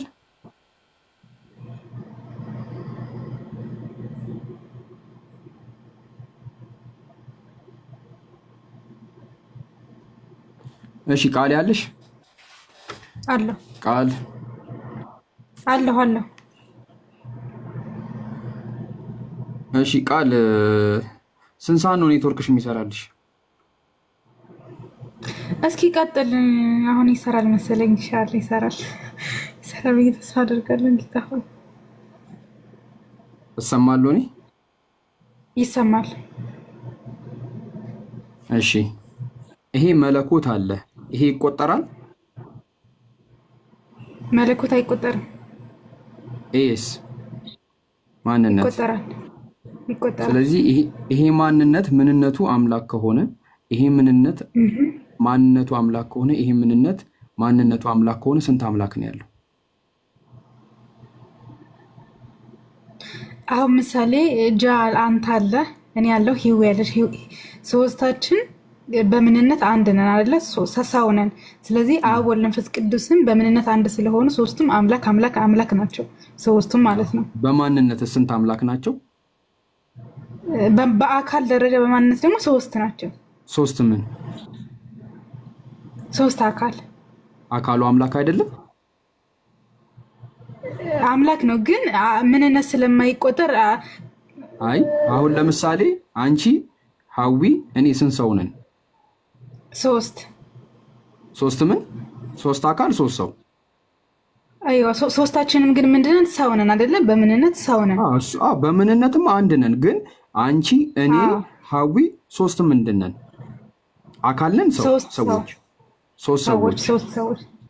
ምክንያቱም አካላችን የሰው ምንነት ስላለው ሰው ይባላል አይደለ? ባሽ አይደለ? እስቲ ለምሳሌ ችግር የለውም ሌላ ኤግዛምፕል ይሁን በስነስርዓት ላስረዳሽ።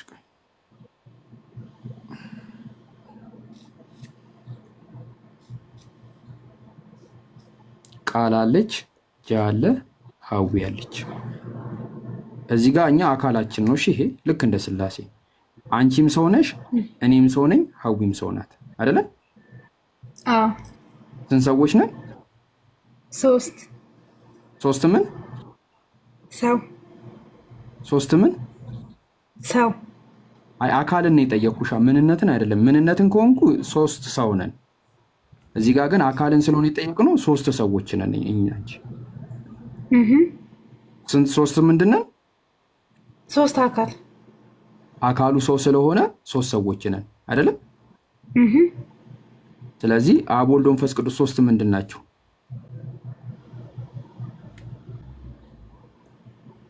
ቃልዬ በይው አትፍሪው። ወይኔ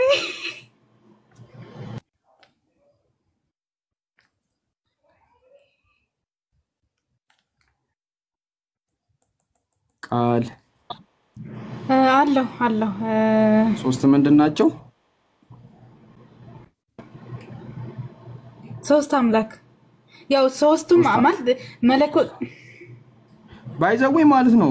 ቃልዬ 3 አምላኮች ናቸው ለማለት አትፍሪ። እንቀጥላለን ገና 3 አምላክ እኮ 3 አምላኮች መሆናቸውን እኮ ገና አልጨረስንም። ገና ዝርዝር ውስጥ እንገባለን።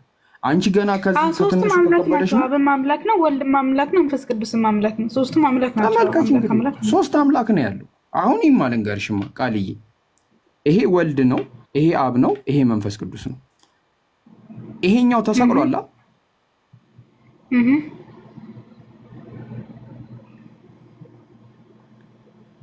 ተሰቅሏል።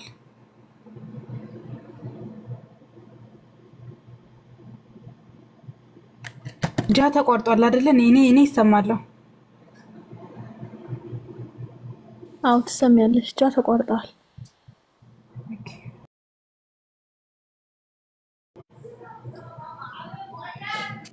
እሺ ይሰማል። አዎ ይሰማል። ኤስ ተሰቅሏል። ይሄኛው አምላክስ ተሰቅሏል? አልተሰቀለም። ይሄኛውስ አምላክ ተሰቅሏል? አልተሰቀለም። ስለዚህ ይሄኛው አምላክ አልተሰቀለም፣ ይሄኛው አምላክ ተሰቅሏል፣ ይሄኛው አምላክ አልተሰቀለም። ስለዚህ አምላክ ተሰቅሏል ወይስ አልተሰቀለም?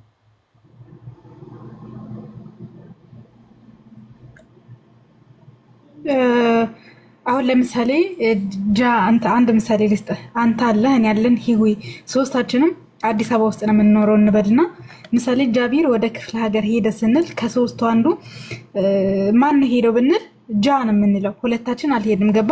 ስለዚህ የተሰቀለው ወልድ ነው። 2ቱ ደግሞ አልተሰቀሉ አሉ እዛው እኮ። ስለዚህ አምላክ ተሰቅሏል ወይስ አልተሰቀለም? አምላክ ተሰቅሏል። ይሄው እዚህ ጋር አልተሰቀለም እያለን እኮ ነው እዚህ ጋር።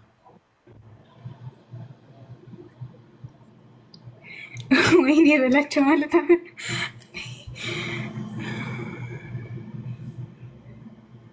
ስለዚህ የሚያስማማን መልስ ምንድነው? ያልተሰቀለ አምላክ አለ፣ የተሰቀለ አምላክ አለ፣ ያልተሰቀለ አምላክ አለ። በእንትን በዚህ በምንድነው ስሙ በመለኮት አንድ ስለሆኑ አንዱ ባባ ማለት እንዴት ነው የኩነት ትምህርት አብ በወልድ ውስጥ ህልው ነው፣ ወልድ በአብ ውስጥ ነው ማለት ይሁን። አንዱ ከአንዱ የተነጣጠለ አይደለም ግን እኮ። ስለዚህ የተነጣጠሉ ካልሆነ 3ቱም ነው አንድ ላይ የተሰቀሉት ማለት ነው? አይ አይደለም። ስለ ስቅለት ስናወራ ስለ አካል ነው የምናወራው። ስለዚህ በአካል ነጥለን ስለሆነ ቅድም እንዳልኩ ልክ እንዴት ንጃቢ ሄደ ስንል አካል ውስጥ አትደበቂ ቃልዬ፣ አካል ውስጥ አትደበቂ። ይሄ አካሉ አምላክ እንደሆነ ተስማማን። ይሄኛውም አካሉ አምላክ ነው፣ ይሄም አምላክ ነው። ስለዚህ አካል ውስጥ አትደበቂ።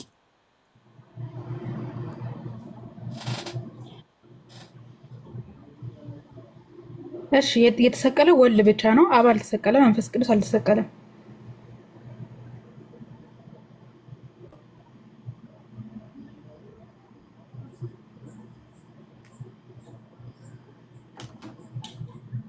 ሀዊኮ ሰላም አለይኩም። ወአለይኩም ሰላም ወራህመቱላሂ ወበረካቱ። ጃ ቀጤ በቃ ሀዊኮ ትንሽ ኔትወርክ እያስቸገረኝ ነው። ቃል የምነግርሽ ነገር ይሄንን አሁን ስናወራ መጽሐፍ ቅዱስ ላይ እንገባለን። መጽሐፍ ቅዱስ ላይ እንገባና በስነ ስርዓት ላሳይሽ።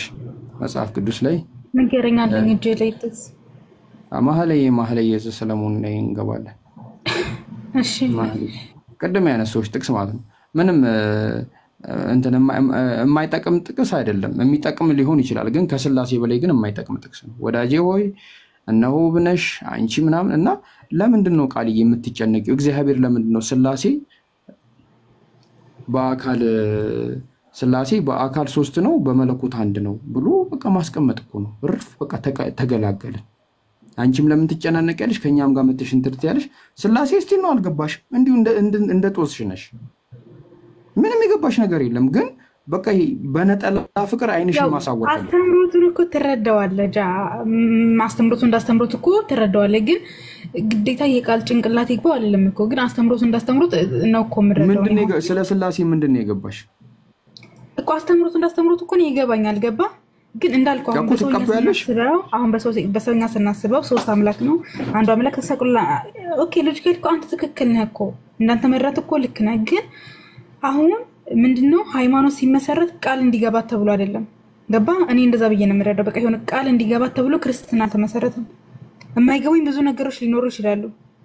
ግን አስተምሮት እንዳስተምሮት ለመረዳትና ለማወቅ ነው የምሞክረው። አዎ እኔ እንጃ ብቻ ግን እኔ በጣም ነው ያዘንኩት። እስቲ ቆይ አንድ ጥቅስ እንደው ምን እንደሚሻለኝ አንቺ ልጅ እኔ ስለምታሳዝኝኝ እኮ ነው። ወላሂ እንዴት እንደምታሳዝኝ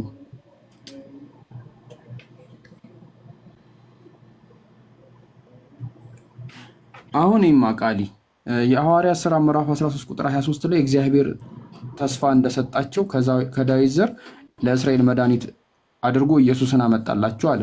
ይሄኛው እግዚአብሔር ሰው ሆኖ መጥቷል ለቃሊ እግዚአብሔር ተስፋ እንደሰጣቸው አልመጣም። አብ ጨረስ ታይቶ አይታወቅም። መጽሐፍ ቅዱስ ፊልጵስዩስ ላይ መሰለኝ የሚለው እግዚአብሔር ታይቶ ይታወቃል አይታወቅም? አይታወቅም። ሲጀመር እግዚአብሔር ኢየሱስ እግዚአብሔር አይደለም። ኢየሱስ የእግዚአብሔር ልጅ ነው እንጂ ኢየሱስ ራሱ ኢየሱስ እግዚአብሔር አይደለም። እግዚአብሔር የሚለው ስም ለሶስቱም ስለሚሆን እግዚአብሔር ብለን ልንጠራው እንችላለን። ግን እግዚአብሔር አይደለም። እግዚአብሔር ነው። እግዚአብሔር የሚለው ለአብም ለወልድም ስለሚከተት እግዚአብሔር ነው። ኢየሱስ እግዚአብሔር ከሆነ ኢየሱስን ካዩት እግዚአብሔር ታይቷል ወይስ አልታየም? በልጁ በኩል አይተነዋል እንጂ ራሱ በልጁ በኩል ማንን ያያችሁት? አሁን ለምሳሌ ኢየሱስ ክርስቶስ ይመጣል በመጨረሻው ዘመን ብለን ስናምን አብ አይመጣም ያለን አይደለም። በወልድ እሱን አልጠየቅኩሽም። እግዚአብሔርን አይተውታል የሰው ልጆች ወይስ አላዩት? መለኮት ታይቶ አይታወቅም። ኢየሱስ መለኮት አይደለም እንዴ? መለኮት ነው እኮ ታይቷል እኮ። ታዲያ ኢየሱስ መለኮት እኮ ታይቷል። ይሄኛው መለኮት ታይቷል። ይሄኛው መለኮት ታይቷል። እግዚአብሔር አልታየም። እግዚአብሔር ታይቶ አይታወቅም። አልታየም፣ ጭራሽ ተገልጦም አይታወቅም። እግዚአብሔር አልታየም፣ ግን እግዚአብሔር ግን ታይቷል። እግዚአብሔር ታይቷል እኮ። እግዚአብሔር ታይቷል ወይስ አልታየም? ታይቷል። እግዚአብሔር ታይቷል አልታየም? አልታየም።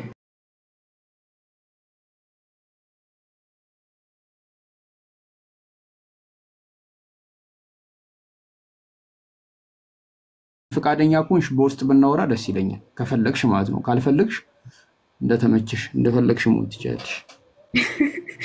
ኦኬ አይ ችግር የለው። የምር ግን ወይ ስላሴ ከእናንተ ጋር እኮ ባናወራ ይሻላል። ሊሆን ወይኔ በጣም ነው ባንቺ ማዝነው ወላሂ። እኔ አላህ ለምን ሙስሊም ሆነሽ አልሞትሽም ሲልሽ ምን ብለሽ እንደምመልሽሉ እኔ እንጃ ወላሂ። አንድ እስልምና ላይ ጥያቄ የለሽም። አንድ ማለት ነው። ሁሉንም በጣም ጥንፍፍ አድርገን ጥልል አድርገን ከአንድም 2 ጊዜ 3 ጊዜ መልሰንልሻል። ግን ያው የነጠላ ፍቅር ነው መሰለኝ የያዘሽ። እኔም ይናፍቀኛል እኮ ያደግኩበት ነው ይሄ ዝማሬው ማለት ነው። ኢየሱስ ክርስቶስ አምላክ አይደለም ብለህ ክደነው እኔ አይመስለኝም። እኔ ከክርስትና መወጥልሽ ራሱ እንደ ክርስቶስ እንጃ ነው አላውቅም። እኔ ትልቅ ስቴፕ ልምጣልሽ። ትልቅ ኢየሱስ አምላክ ነው ልመንልሽ። ስንተኛ አምላክ ሊሆን ነው ማለት እንዴ? ይሄው እዚህ ጋር ሌላ አምላክ አለ። ኢየሱስን ሁለተኛ አምላክ ልታረጊው ነው?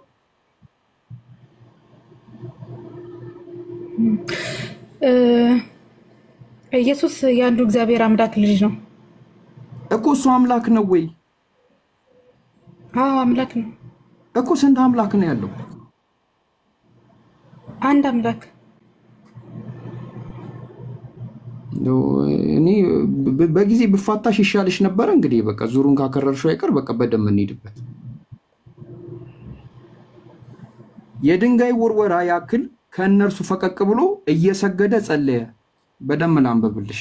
በስጋው ችግር የለውም። በስጋው ወጥቶም እንዳስለመደው ይጸልይ ዘንድ ወደ ደብረ ዘይት ሄደ። ደቀ መዛሙርቱም ተከተሉት። ከዚያም ደርሶ ወደ መከራ እንዳትገቡ ጸልዩ ያላቸው። የድንጋይ ውርወራም ያህል ከእነርሱ ፈቀቅ ብሎ እየሰገደ ጸለየ። እዚህ ጋር እየሰገደ ሲጸልይ የነበረው ማን ነው? ኢየሱስ። ምንድን ነው? ልጅ አሁን ለምሳሌ ብዙ ጊዜ እንደዚህ አይነት ጥቅሶች ሲጠቀሱ እኔ የተማርኩት ምንድን ነው? ኢየሱስ ክርስቶስ አሁን ምሳሌ አላዛርን ከሞት ሲያስነሳው በምንድን ነው የሚያስነሳው? በስጋው ነው በመለኮቱ ስትባሉ ነው። በመለኮቱም በስጋው እንዳትሉ። ስግው ቃል ኢየሱስ ክርስቶስ ማለት ሰው የሆነ አምላክ ያው ስግው ቃል ነው። እንደፈለግሽ አይብራራም። ገባ? አይብራራም። አሁን በስጋውም በመለኮቱም ተብሎ አይብራራም። ብዙ ጊዜ ያለው ሲያብራሩ በምኑ ነው አይደለም፣ በምኑ ነው አላልኩሽም ቃልዬ። እዚህ ጋር እየሰገደ የነበረው ኢየሱስ ነው አልሽኝ። ኢየሱስ ስትይ ማንነቱን ነው ምንነቱን ነው ታሳቢና ዋቢ እያደረግሽ ያለሽው? ማንነቱ። ኦኬ ምንድን ነው እንትን ሞዴሬተሮች ሰው አታስገቡ እሺ። እኔ አታናዱኝ ባካችሁ። እዚህ ቆይ አንዴ ሞዴሬተሮቹ ላነሳቸው። ሰው አታስገቡ አልኩኝ አይደል እንዴ? አማርኛ አይደል እንዴ?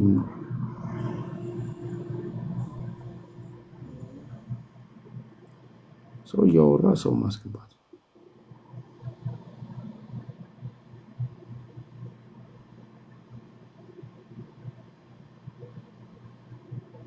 አታስገቡ። ሰው እንጨርስና መግባት ካለበት ሰው ይገባል። ማንነቱን ከሆነ ኢየሱስ ነው አልሽኝ አይደለ?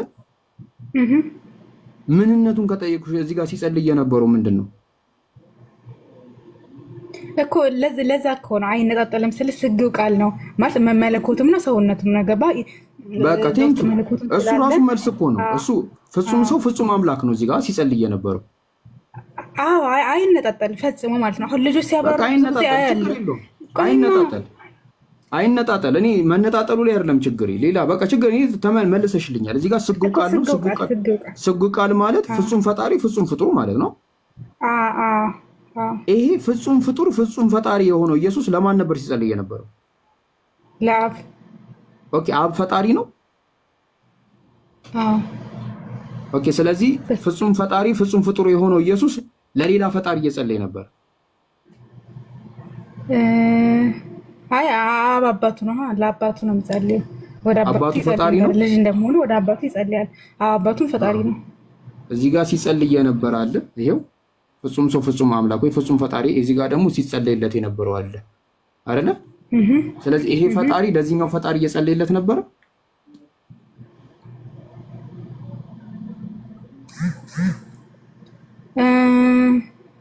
አይ እንደዛ ሁለቱም ፈጣሪ ናቸው። ግን በስጋ ቆይማ ላስብ ሌላ ነገር እንዳላወራ ይቅርብሽ። ሌላ ነገር እንትን የማይሆን ነገር ከምትረግጪ በቃ ከአዊ ጋር ቀጥ። ኢየሱስ ክርስቶስ አምላክም ቢሆን እኔ እንዴት እንደምደረብ አብ ላይ ነው ግራ የሚገባው። እኔ አምላክነቱ ላይ እኮ ኢየሱስ ክርስቶስ አልከራከርም። ምን መሰለሽ አምላክነቱን ካመንኩልሽ በኋላ ይሄኛው ሌላው ዳገስ ስለሆነ በአጭሩ እንቁረጠው ብለን ነው። ኢየሱስ ክርስቶስ አምላክ ከሆነ አምላክ ለአምላክ እየሰገደ እየጸለየ ነበር። እየሰገደ አምላክ ለአምላክ እየሰገደ ሲጸልይ ነበር። እንቀጥላለን። እንዲሁም አለ አባቶ ብትፈቅድ ይህ ጽዋ ከኔ አሳልፈ፣ ነገር ግን የአንተ ፍቃድ ይሁን እንጂ የኔ ፍቃድ አይሁን አለ። የሚያበረታው የእግዚአብሔር መልአክ ከሰማይ ታየው፣ ፈራ፣ መላልሶም ጸለየ። ላቡም በምድር ላይ እንደሚወርድ እንደ ደም ነጠብጣብ ሆነ። የፈጣሪ መልአክ ፈጣሪን ያበረታታው ነበር። እዚህ ጋር እንዴት መሰለ ክርስቶስ ኢየሱስ ሰው እንደመሆኑ ፈርቷል። ተይው በቃ። አሁን እኮ ቆይ እንዴ ላብራራ። ተይው አይባልም። ቆይ ላብራራ። ከዚህ ጀምሪያ ፈጣሪ ለፈጣሪ እየሰገደ ነበረ። ቆይ ነገርኩህ እኮ ፈጣሪ ለፈጣሪ እየሰገደ ነበረ። እዚህ ጋር እንዴት እኮ አሁን ያንተ መረዳት ተናገርክ። የመጽሐፍ ቅዱስ መረዳት ደግሞ ልንገር። እዚህ ጋር ሲያብራሩ ምን ብለው ነው የሚያብራሩት? ትቀጥያለሽ እሺ እድል ካልሰጠኝ ተው። ኖ አይመቀጥ ይኮና ልክ ካወራሽ ይሄንን ጥቅስ አወራርደን ነው የምንሄደው። አሁን እንዳልቀባጠር ስላልሽ ነው የተውኩሽ። ምን ቀጥል ኮነ? አዎ ግን እዚህ ጋር አስተምሮቱ እንዳስተምሮቱ ልናገርና ልለፋው የራሴ መረዳት አስተምሮ ሳይገባንማ እንዴ ሳታስረጅንማ አታልፊው። አስረድተሽን ነው እንጂ የምታልፊው ቃልይ። እኔ አስተምሮቱና የምናገረው እኔ የራሴ መረዳት ተናገሪሽ። እሺ እዚህ ጋር ኢየሱስ ክርስቶስ ሰው እንደመሆኑ ፈርቷል። ለዛም ነው ሲጸልይ ላባ ጠመቀው የሚለው እንደ ሰውነቱ ደግሞ ይሄ ብቻ ከሰውነቱ አንፃር የሚብራራ ነው። ቃልዬ እኔ ለምን ጸለየ ለምን ፈራ ለምን እንደነገጠ አይደለም ጥያቄ። ወደ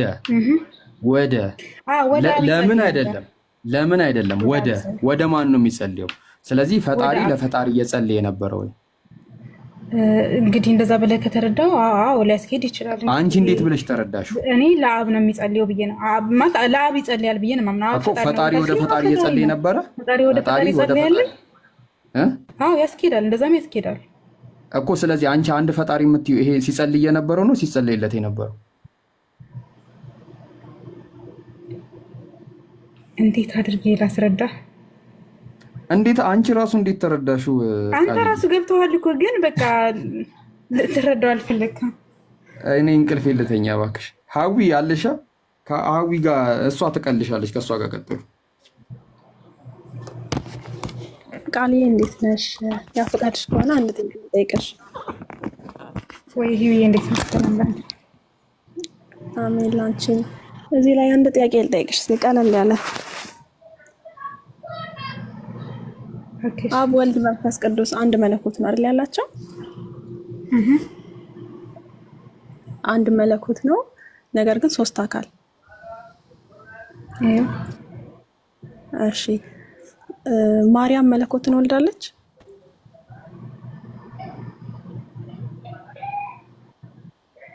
ማርያም መለኮትን በስጋ ወልዳለች። የሶስቱንም መለኮት ነው በስጋ የወለደችው? አይ ሶስቱም አንድ መለኮት ነው ሼር የሚያደርጉት እኮ። ያንን ሶስቱም አንድ መለኮት ሼር ስለሚያደርጉ ማርያም መለኮትን በስጋ ስትወልድ የሶስቱንም ነው ወይስ የኢየሱስን መለኮት ብቻ ነው የወለደችው? ማለት አልገባኝም ጥያቄሽ። ሶስቱም ሶስት መለኮት ስላላችሁ አይ ሶስቱም አንድ መለኮት ነው ያላችሁ አልሽኝ። ያለውም አንድ መለኮት መስላልሽኝ። ማርያም መለኮትን ስትወልድ የሶስቱንም መለኮት ነው የወለደችው ወይስ ኢየሱስ የራሱ መለኮት ኖሮት የሱን ብቻ ነው የወለደችው? እሺ አይ በመጀመሪያ ሶስት መለኮት አይባልም። ሶስቱም አንድ መለኮትን ሼር የሚያደርጉት። ስለዚህ መለኮት አንድ ነው። ያ አንዱ መለኮት በስጋ ወልደዋለች። ኦኬ ስለዚህ አንድ መለኮት ስላለ የሶስቱንም መለኮት ለምሳሌ የአብና የመንፈስ ቅዱስን መለኮት በስጋ ወልደዋለች። ያ መለኮት የመንፈስ ቅዱስ መለኮት የሚባል የለም። መለኮት አንድ ነው። ያ አንዱ መለኮት በሶስቱም ውስጥ ይሰራል ነው እንጂ የአብ የራሱ መለኮት ይወልድ አንድ እኮ አንድ ነው አልሽኝ። አንድ መለኮት ነው ያለው እሱ ተወልዷል አልሽኝ። ስለዚህ ስላሴ በመለኮት ማርያም ወልደዋለች ማለት ነው አንድ መለኮት ስላለ። ስላሴ ተወልዷል በመለኮት እንግዲህ መለኮት ከተወለደ የሶስቱም መለኮት አንድ ከሆነ ስላሴ ማርያም በመለኮት ወልደዋለች ማለት ነው። ያው በአካል የወለደችው ሶስት አካል ስለሆነ ስላሴ አልተወለደም። የተወለደው ወልድ ነው።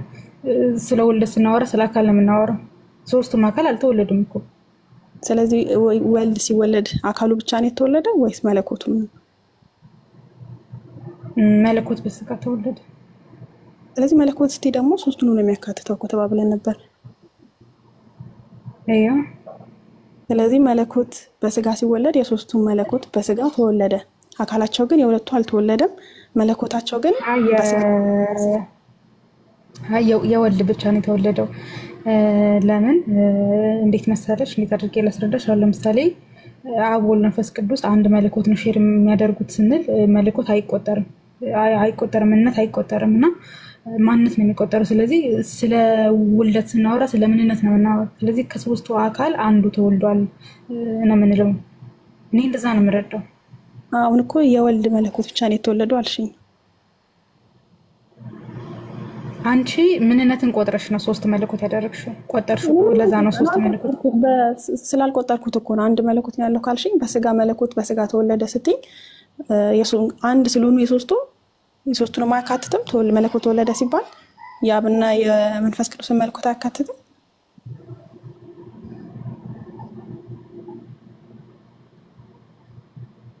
ስለማይቆጠር አይካትትም።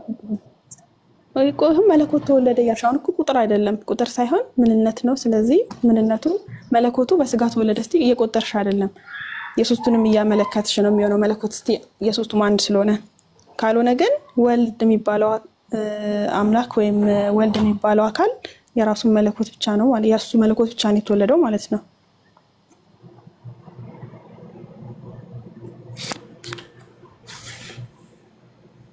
ነው የወልድ የተወለደው ማርያም የወለደችው የወልድ መለኮት ብቻ ነው። ምንነት አንድ ነው አይደለ? መለኮት አንድ ነው። ሶስቱም ያንን አንዱ መለኮት ነው ሼር የሚያደርጉት አይደለ? እሺ ስለ ውልደት ስናወራ ስለ ምንነት ነው የምናወራው አይደለ? ሶስቱም የሚቆጠር አካል አላቸው። እሺ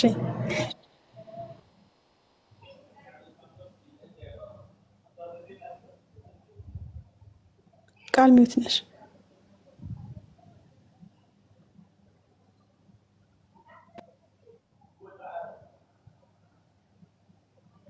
አትደውሉባት እስኪ።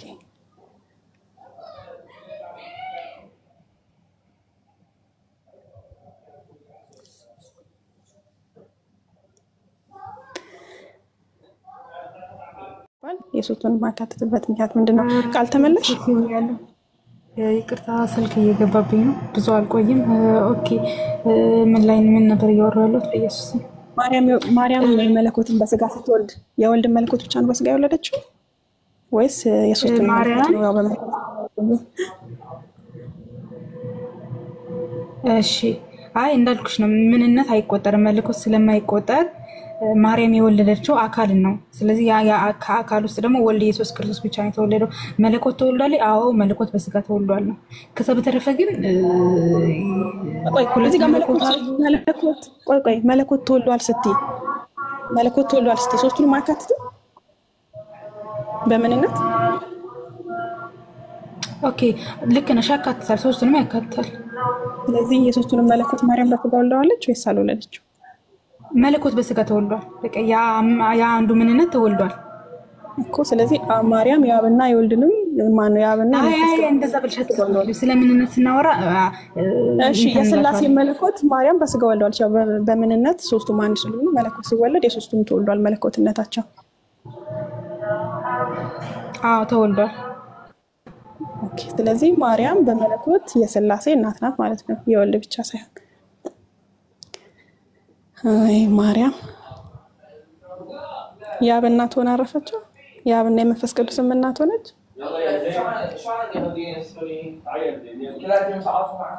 እስኪ እዚህ ላይ ማለት ክርስቲያኖች እንደዛ ብለው ያምናሉ ወይ የሚለውን ነገር ካልዬ እስኪ ታዳምጫለሽ። መምህራን ካላችሁ በተለይ ገብታችሁ እዚህ ጋር